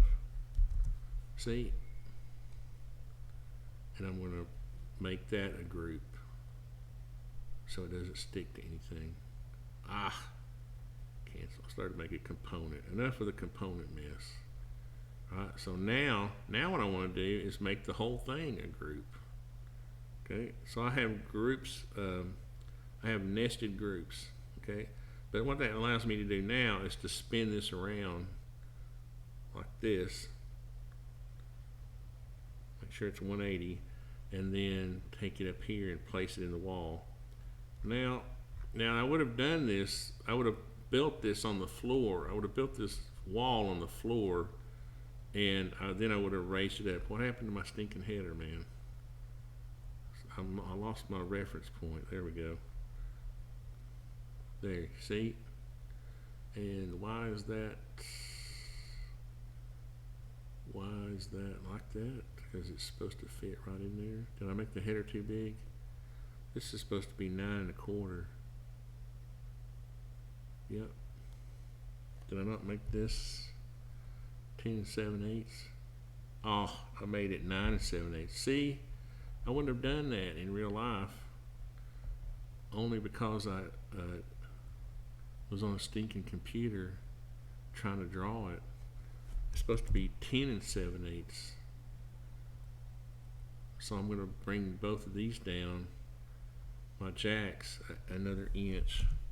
I don't know how I got 9 7/8. It's supposed to be 10 7/8 that you cut off your jacks, and then that makes the header fit in there. Okay, see? Isn't that cool? And by nailing the 2x4 on the bottom of the header, it makes the header the right width in the wall. See how that works? Okay, and that's basically the same way you would do the door header. The door header is the same. As a matter of fact, the height is the same. This is why windows are at the same height as doors. Well, let me see if I can change it now that we went anal. Ah, that worked. the grain's even going in the right direction. What I did was I just grabbed the bucket and I used the same texture that I was using on these other studs, and the grain's even going in the right direction. That's cool. So now that's my header. Let's see if I have any other questions going. Frame a window in it. Okay, that was the last thing I saw. Okay, now let's say the window is 4 feet tall. Again, we would be doing this on the floor. We would be framing this wall on the floor. We wouldn't be framing it in place. We frame the whole wall and then we raise it up. So let's say it's 48-inch window, but I'm going to make it 50. Let's say the manufacturer said the rough opening is 50 inches. So I'm going to come down here, and what I'm going to do is I'm going to steal the 2x4 out of this. I'm going to copy that. I'm going to copy that 2x4 that's on the bottom of that header. Then I'm going to come out of my group and I'm going to paste it down here. And I'm going to move the top of it down to there. Okay. So, and then I'm going to edit it so that it's the proper length. Okay, nobody's ever going to watch this because it's 3 hours long. They're going to look at how long it is and say, "Oh, you're going to watch that crap." All right, so that's the bottom of your rough opening. Now what you do is you'll take this, and again, this is all built on the floor. This would be here, and you would have a 2x4. Let's see. Let me just get it here and spin it around because I know I can do the right thing. Do the right thing, man. And this would be there. And I'm going to pull this down. Edit that. I'm going to make that go down right there. Okay. Now I've got my little cripples. Okay, so I'd have one on both sides. And you might say, well, this seems like a lot of overkill. Well, it might seem like a lot of overkill, but you don't want your rough openings failing on you. A lot of your cheesy contractors would have just put, like, let me show you. Like, you remember when I said this 2x4, these studs are on layout, right? So I need to keep that on layout. So I need to come over here 32 inches. Then I need to come 16 inches more, you see? And so I need to keep these blocks on layout because there may be a piece of plywood that ends up, or that sheeting that ends up there, and I need that to where the end of the sheet ends up. So you see, there's my window opening. Now, what I was going to say was cheapo carpenters and your green builders, so-called green builders, would leave out that stud, right? Those two studs on the end. Well, guess what, dudes? If you cut this one stud 1/8 of an inch short, how far out of level do you think that window opening is going to be? Okay, that's an 1/8 of an inch from here to there. From here to down here might be 1/4 inch. So there, you want studs supporting both ends of your window opening, the bottom of it, and then you want your studs that are on the 16-inch layout to continue through, so that your sheet goods, let's say a piece of plywood ended right here or right here. Right? It's not just your plywood, your sheeting, your wall. It's your siding also. If I had 12-foot pieces of siding, guess what? Let's come over here 12 feet. Where does that end up? 12 feet. Well, that's a bad example because it ended up on this stud right here. I'm just saying it could have ended up anywhere in this window opening. So in any event, I'm going to be a good builder, and I'm going to leave all that blocking in there for strength. And then I'm going to copy this texture and, just for consistency's sake, make them all look the same. So you see how easy that is? Got your Now what you would want to do is check the manufacturer. Every window manufacturer has only exterior doors are pretty much standard. In other words, your exterior door, the reason I made this 38 inches because I'm going to cheat and I'm going to copy it to the other side, and that's going to be my door opening. But for a window opening, almost every single manufacturer has a different rough opening for the same nominal size window. So Pella, the window rough opening for a 3040 window might be 37.5 by 48.5. You know, back in the old days when we used these cheap aluminum windows. When I say back in the old days, it's because I used to frame houses for. I know, sounds racist, but it's true. He was a Jewish builder, and he was tightwad, and he would buy these cheap aluminum windows. Well, you frame the rough opening the size of the window. So if it was a 3040 aluminum window, they were undersized to fit in a 3040 opening. So we would make those rough openings 3040. So you need to, part of the whole reason we do this in drawing this ahead of time is planning. So I would actually literally research the windows that I was going to use, and I would draw this, because guess what? When I start looking at this in plan view, where did it go? Yeah. Let me turn off my perspective mode here. See, in parallel projection, when I'm just looking at this in plan view, and I put a section. Let me turn it back to perspective so y'all won't freak out. You might think you're smoking weed or something. I'm going to put a section here. Again, this is getting into some deep stuff, but deep stuff. I would cut that. Where did my building go? What in the world? Oh, there we are.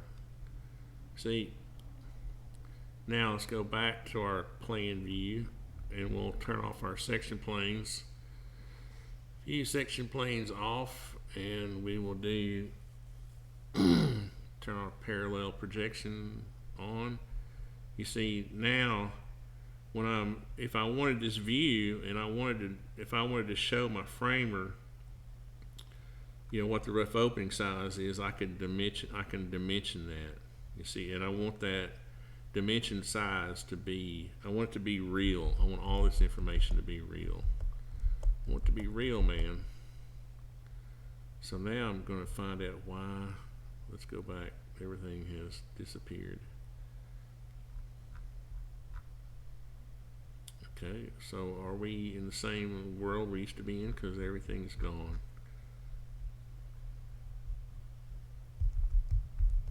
Oh, I was way out. I was zoomed way out. That's weird. Okay, so back to this. So anyway, I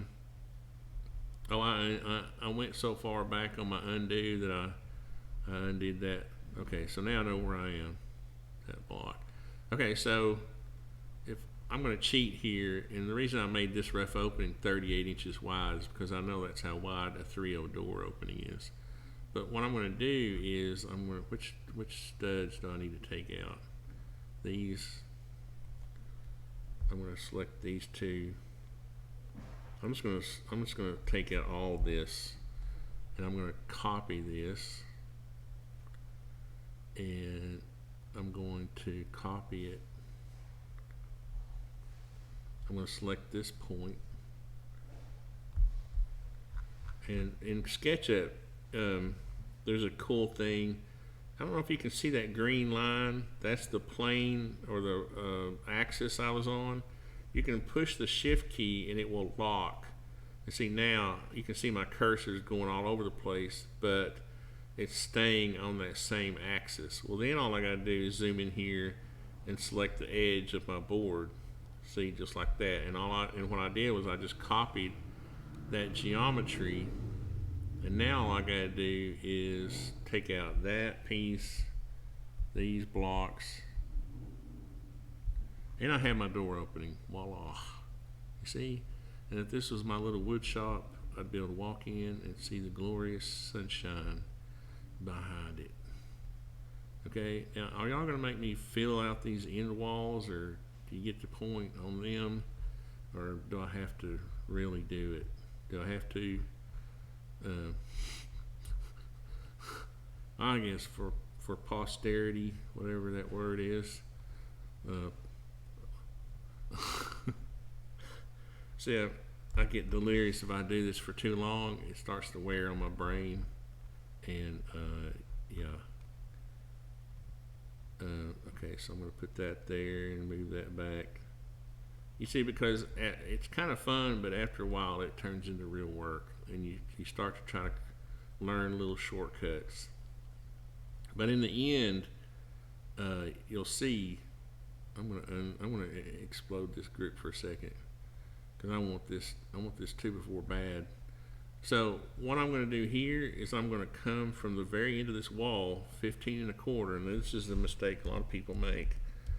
They would grab this stud right here, and they would say, "Oh, I need to go 16 inches on center." What does that do? I'm going to go 16 inches. What does that do? It puts it in the wrong spot, doesn't it? Your end walls need to be 15 1/4 from the outside. Because guess what? When you put your plywood on, it starts here, doesn't it? It doesn't start there. So you need to make sure. Now you can put them 16 inches on center. Now I'm going to grab it, and I'm going to select that corner. I'm going to move it on that axis. I'm going to say 16 times 10. How many do we need? And we'll back up and see how close. Oh, but see, it doesn't matter. If you don't get it exactly right, you can just delete the ones you don't need. Ooh, I had an extra one there, didn't I? See, like that.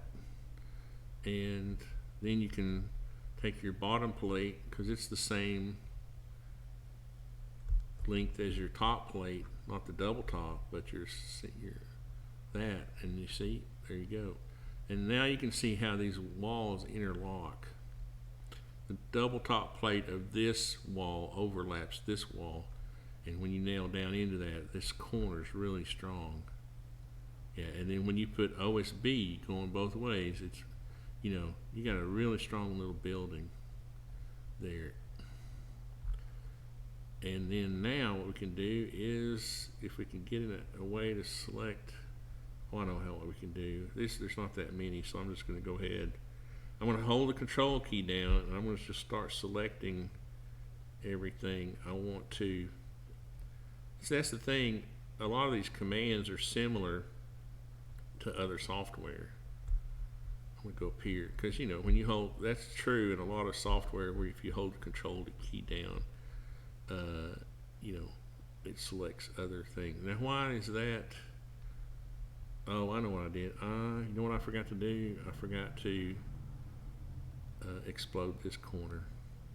I don't know if you noticed that when I selected this, it selected the corner also.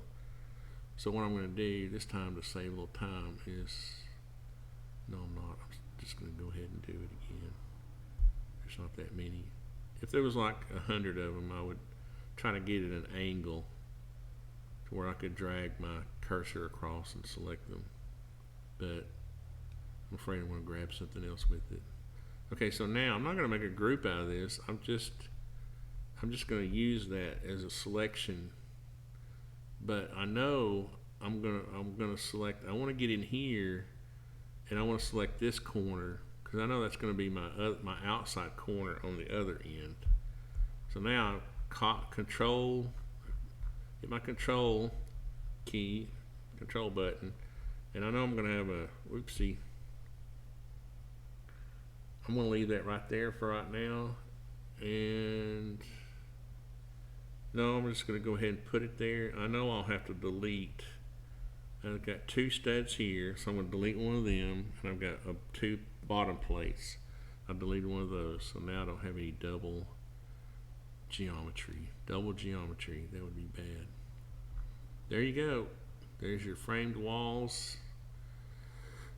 And now, really, probably, now you say to yourself, okay, let me just show you how the OSB would work right quick. I don't want to tease you, come all this way and then not show you. So again, I'm just on my rectangle tool. I'm just making a sort of a random little rectangle, and I'm not clicking. I'm just looking down into my bottom right hand corner, and it says I'm 8 13/16 and 4 13/16. So I know the height needs to be the first dimension. So I'm going to put 8 feet, comma 4 feet. Okay. Now guess what? That sheet ended up right in the middle because we made our first stud 15 1/4 from the very end.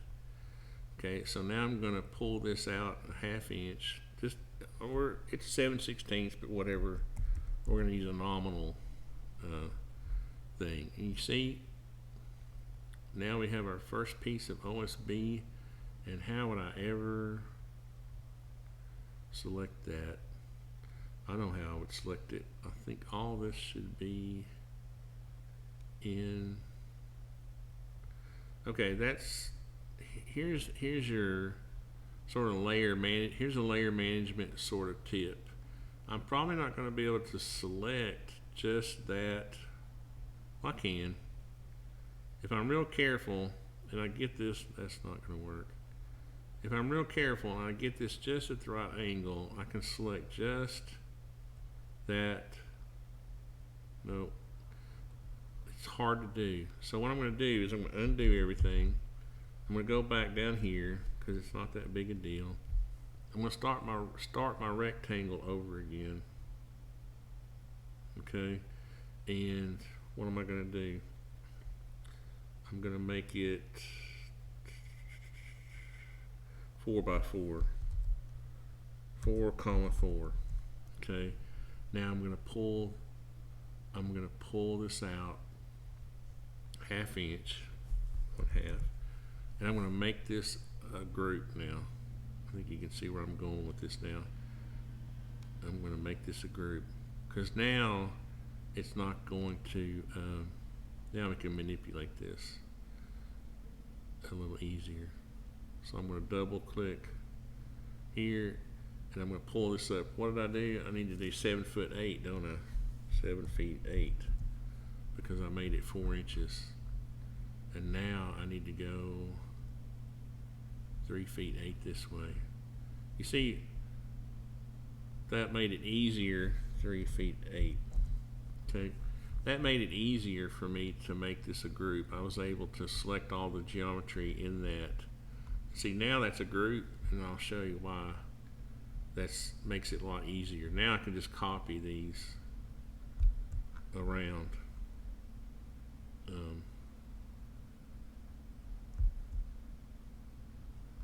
See? And yeah, and since the building, so this end piece, you'll have to rip it. And here's another tip: don't overlap the corners of plywood. Okay, there's no structural significance and I'll show you. Let me just show you. I'm going to pull this back to here.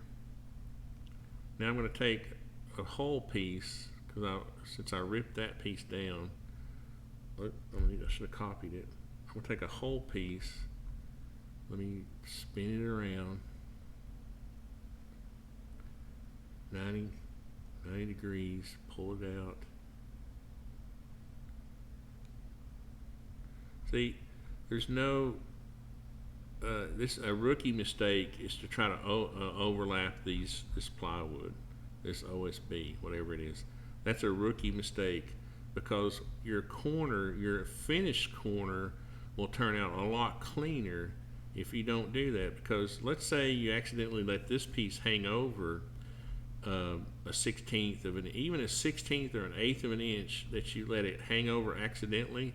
Now this piece is going to be bearing on that, and your corner is going to be out of plumb, or it's going to be ratty because maybe you made a cut that was bad in the middle, but the top was okay. So now the middle of this sheet's going to be bowed out because you thought you were being fancy and overlapping it.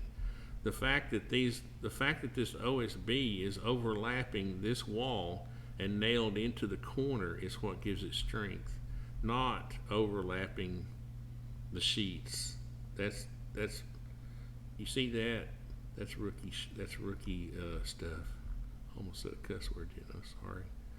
So now, because looks like we didn't start our layout exactly right, you would have to cut. You see, this is, and this kind of stuff happens.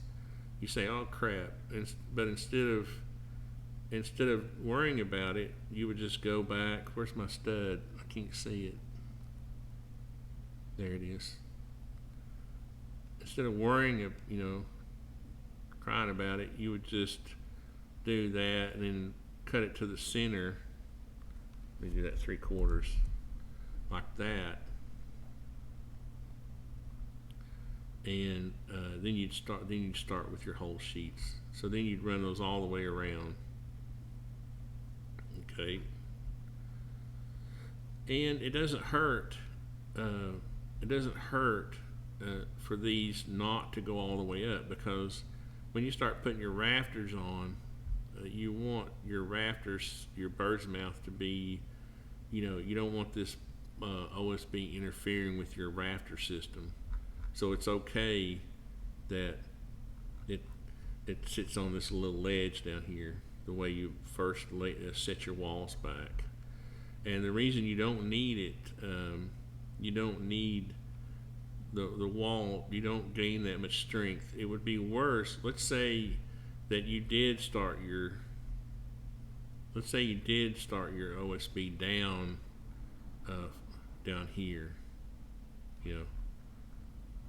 with the bottom of that, because you let your walls come all the way out. Well, now look what you got to do. You got a block between your studs, because on the corners, especially, the code, you can't have unblocked edges on OSB.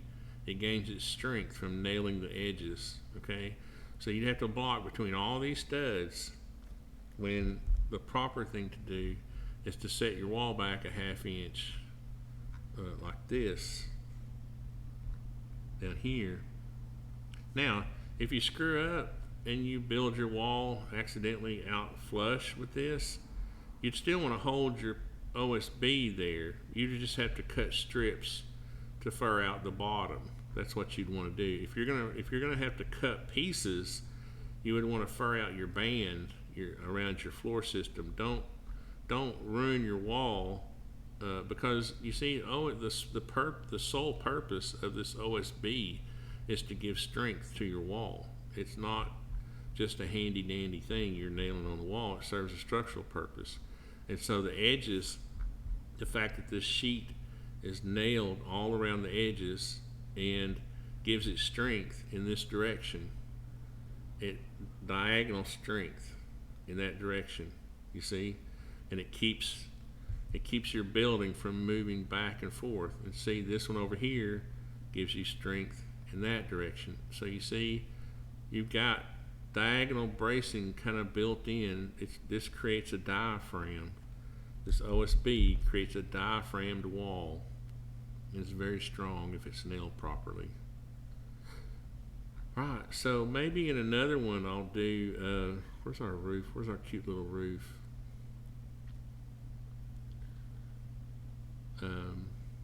What happened to our roof? Oh, there it is. See? Now, it may be in another one I'll show you how the rafters are done, but I think am I 2 hours? Oh, come on. I'll leave the comments for 5 minutes. Somebody has to be silly.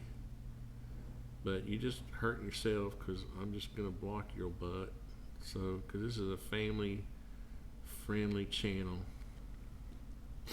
We don't say penis pan, okay? It's kind of funny, but we don't do that. I know I know what you're thinking. You just said it. That's why I was laughing. Anyway, so you see, you could have saved yourself all this time. And the reason we just show our customer this is because, we just want to get it we want to get the concept passed first, and then we go through all this trouble here, figuring out how many studs and plates and all that we need, nails and plywood clips and all that junk. So anyway, I'm going to stop it here. Let's turn this roof off because it looks kind of wacky. And if you wanted to go ahead and be anal, you could select that OSB color again and make all your sheets. Make your OSB. I guess that's pretty. I don't know. I've gotten used to just everything being kind of white because the lighting, you see, SketchUp there's a sun up here and it creates shadows. Where is the sun? Let's turn on the sun. Where's the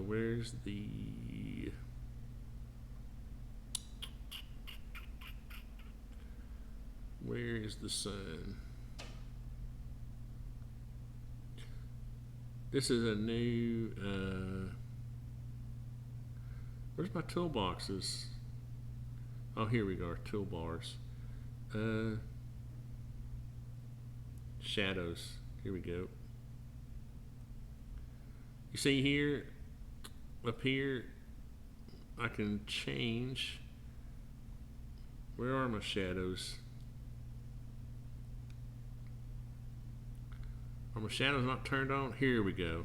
Okay, you see, this is what's cool about SketchUp. You can actually locate your shed on Google Earth, and you can do solar studies. Say you have a big field and you're trying to decide where, east, you want to get good sunlight. You could turn on shadows, which creates the sun. And then you can actually follow what time of day it is. You can say, oh, what's the early morning sun? Okay, that's my early morning. This is the late afternoon sun, like that. Now I can actually do the year. In July it's going to be overhead, and in January it's going to be down on the horizon. So that's kind of neat. I've actually used this a pretty good bit. But what you have to do is you have to place your project on Google Earth somewhere first to actually, either that or you have to know the orientation of your shed. But it's easier to place this in Google Earth because it doesn't screw up the orientation in here. Let's say, well, I just wanted to find out here, and it's that's north. In real life, that's north. Well, see, now if I want to go in here and draw a rectangle, I got weirdness going on. So what you want to do is you want to leave it in the correct orientation for drawing purposes, but place it on Google Earth, placing it there where it goes, and then that will give you an idea. But isn't that cool? It's pretty sharp. Gotta do my thumbnail. That might be my thumbnail right there. Alright guys, let me check to see if there's any questions. Nope, no questions. I appreciate everybody coming. How long did we go? 2 hours. Wow. Nixie Teen, this is fascinating to watch. I really learned something. Thanks. Thank you. And I've got some time in the next day or so. I may finish this out. What am I going to name this? This is building a 12-foot by 20-foot shed. Part 1. Well, in SketchUp. I like to put the SketchUp stuff so people can know that it's kind of a tutorial. I'm not the best at tutorials, but because you'll see me skipping around a lot, but I try to explain what I'm doing as I go. Part 1. We'll call it Part 1 live. It's like a rock concert, man. Um, so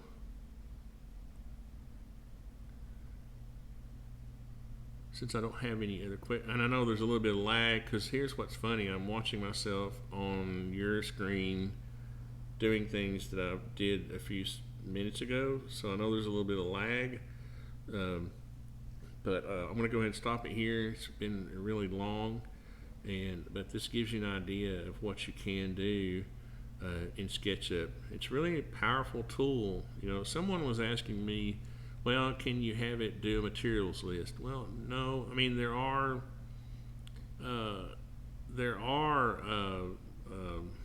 what am I going to say? Routines, plugins you can run in SketchUp that they're kind of expensive, though. When you get into that kind of stuff, those are plugins that people have spent a lot of time writing, and you're going to pay for them. To me, it's easier, especially on residential projects. It's easy just to draw it and just count your stinking studs. It's not that hard. Besides, once you kind of get, like if I was doing a house, I would just figure one stud for every linear foot of wall, you see, and that takes care of jacks and corners and tees.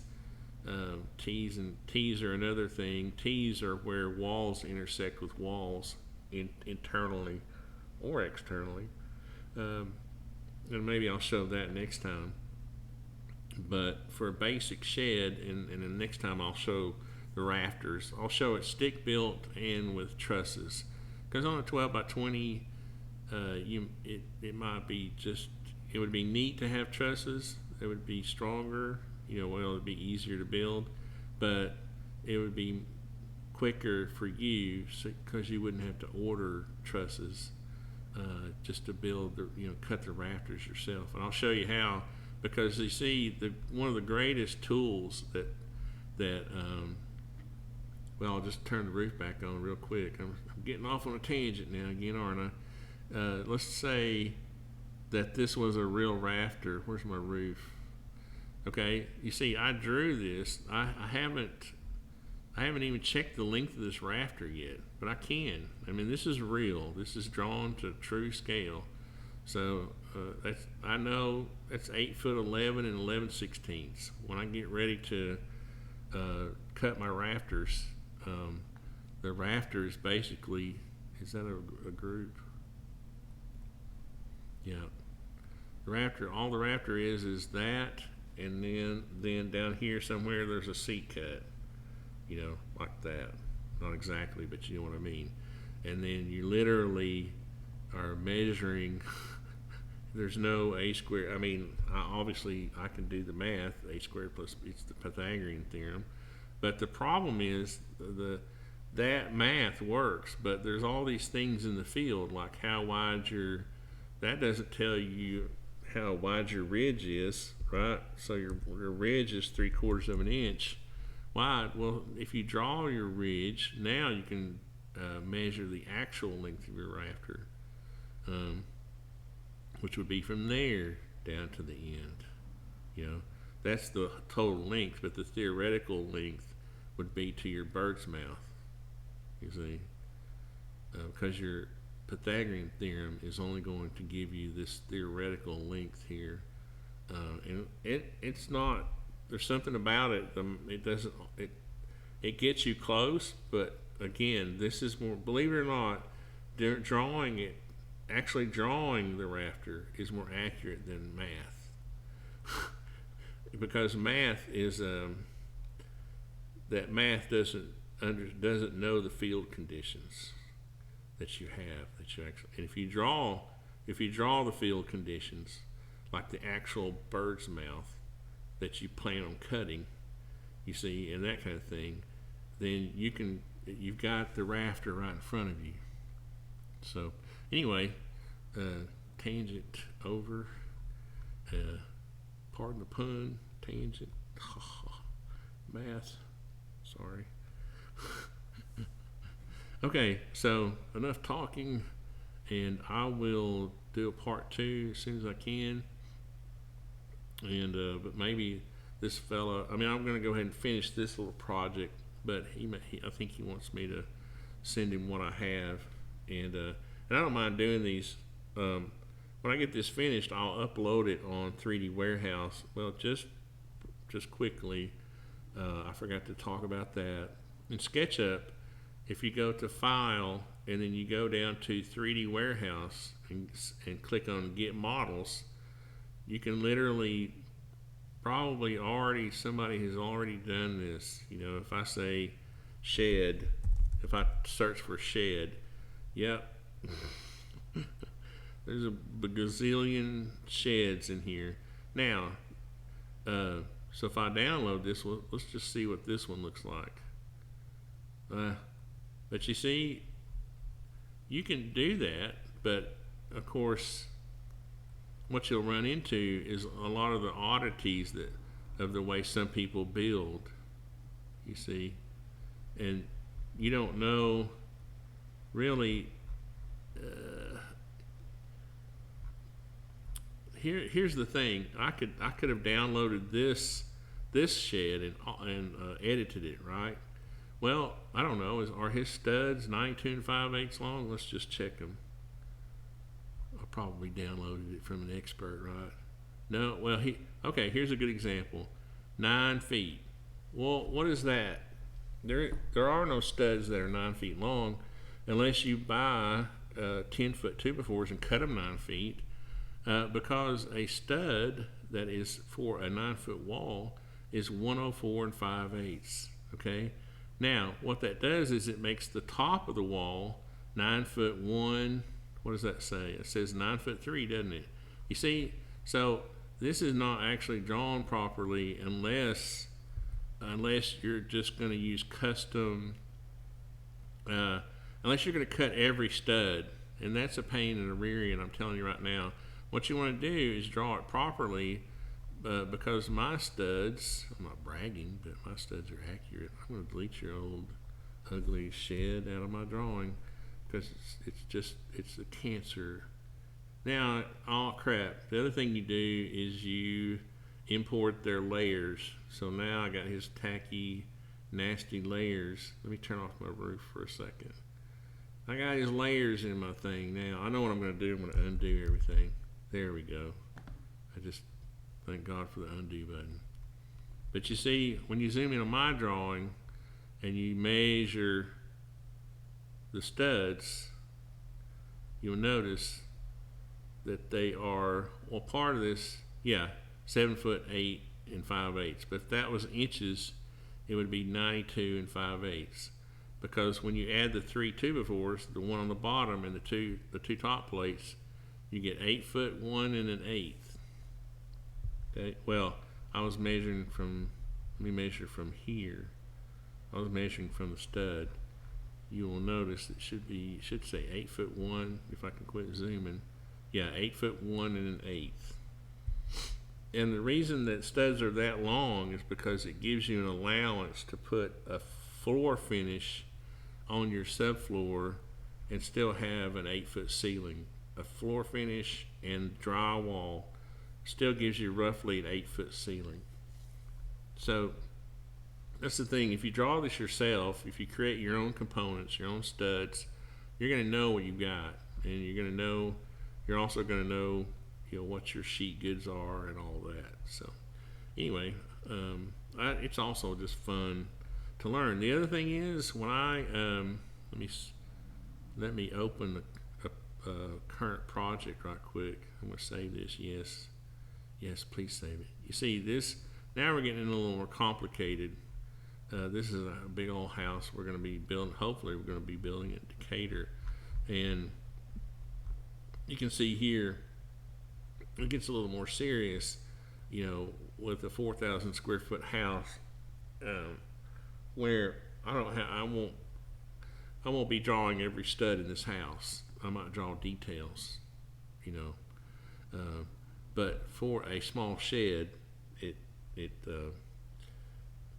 it's worth doing. Okay, but what I was going to say is that as I build this model, I'm building the house in my head, so that when I go out to the site, I already know, guess what? I can tell you, this is 16 feet right here. Okay, 16 feet. Well, I must have grabbed it. What did I grab? It's supposed to be 16 feet. Yeah, 16 feet. What's another dimension? I know this is 1 foot. That was an easy one though, wasn't it? I know this is 20. This is 20 feet, I think. Whatever. By the time I get, my point is by the time I get through drawing this, I know what it is. The porch is 20 feet. Yeah, that's 20 feet. By the time I get through drawing this house, I will have most of this in my head. And that's why I do this. The architect has already done this. Unfortunately, I was not the architect on this project. He didn't know me when we did this. When he hired these people, he didn't know me. He found out about me after the fact. But I could anyway. I was going to go off on a real tangent. But anyway, so my point is, back to my point, is that when you do this, when you plan all this out, you get it in your head, and when you start building it, everything will come back to you. Everything that you drew will come back to you as you're doing it, and you will say, oh yeah, oh yeah, oh yeah, I remember now, I remember, and it'll just flow. The job will just flow like a river, and you'll get it done. You'll save money. Everything will be copacetic. So anyway, anybody else have a question? Nope. So I'm going to end it here, and I want to thank everybody for watching. Because yeah, it's pizza time. It's victory. I lost 5 pounds this week. It's victory. Victory.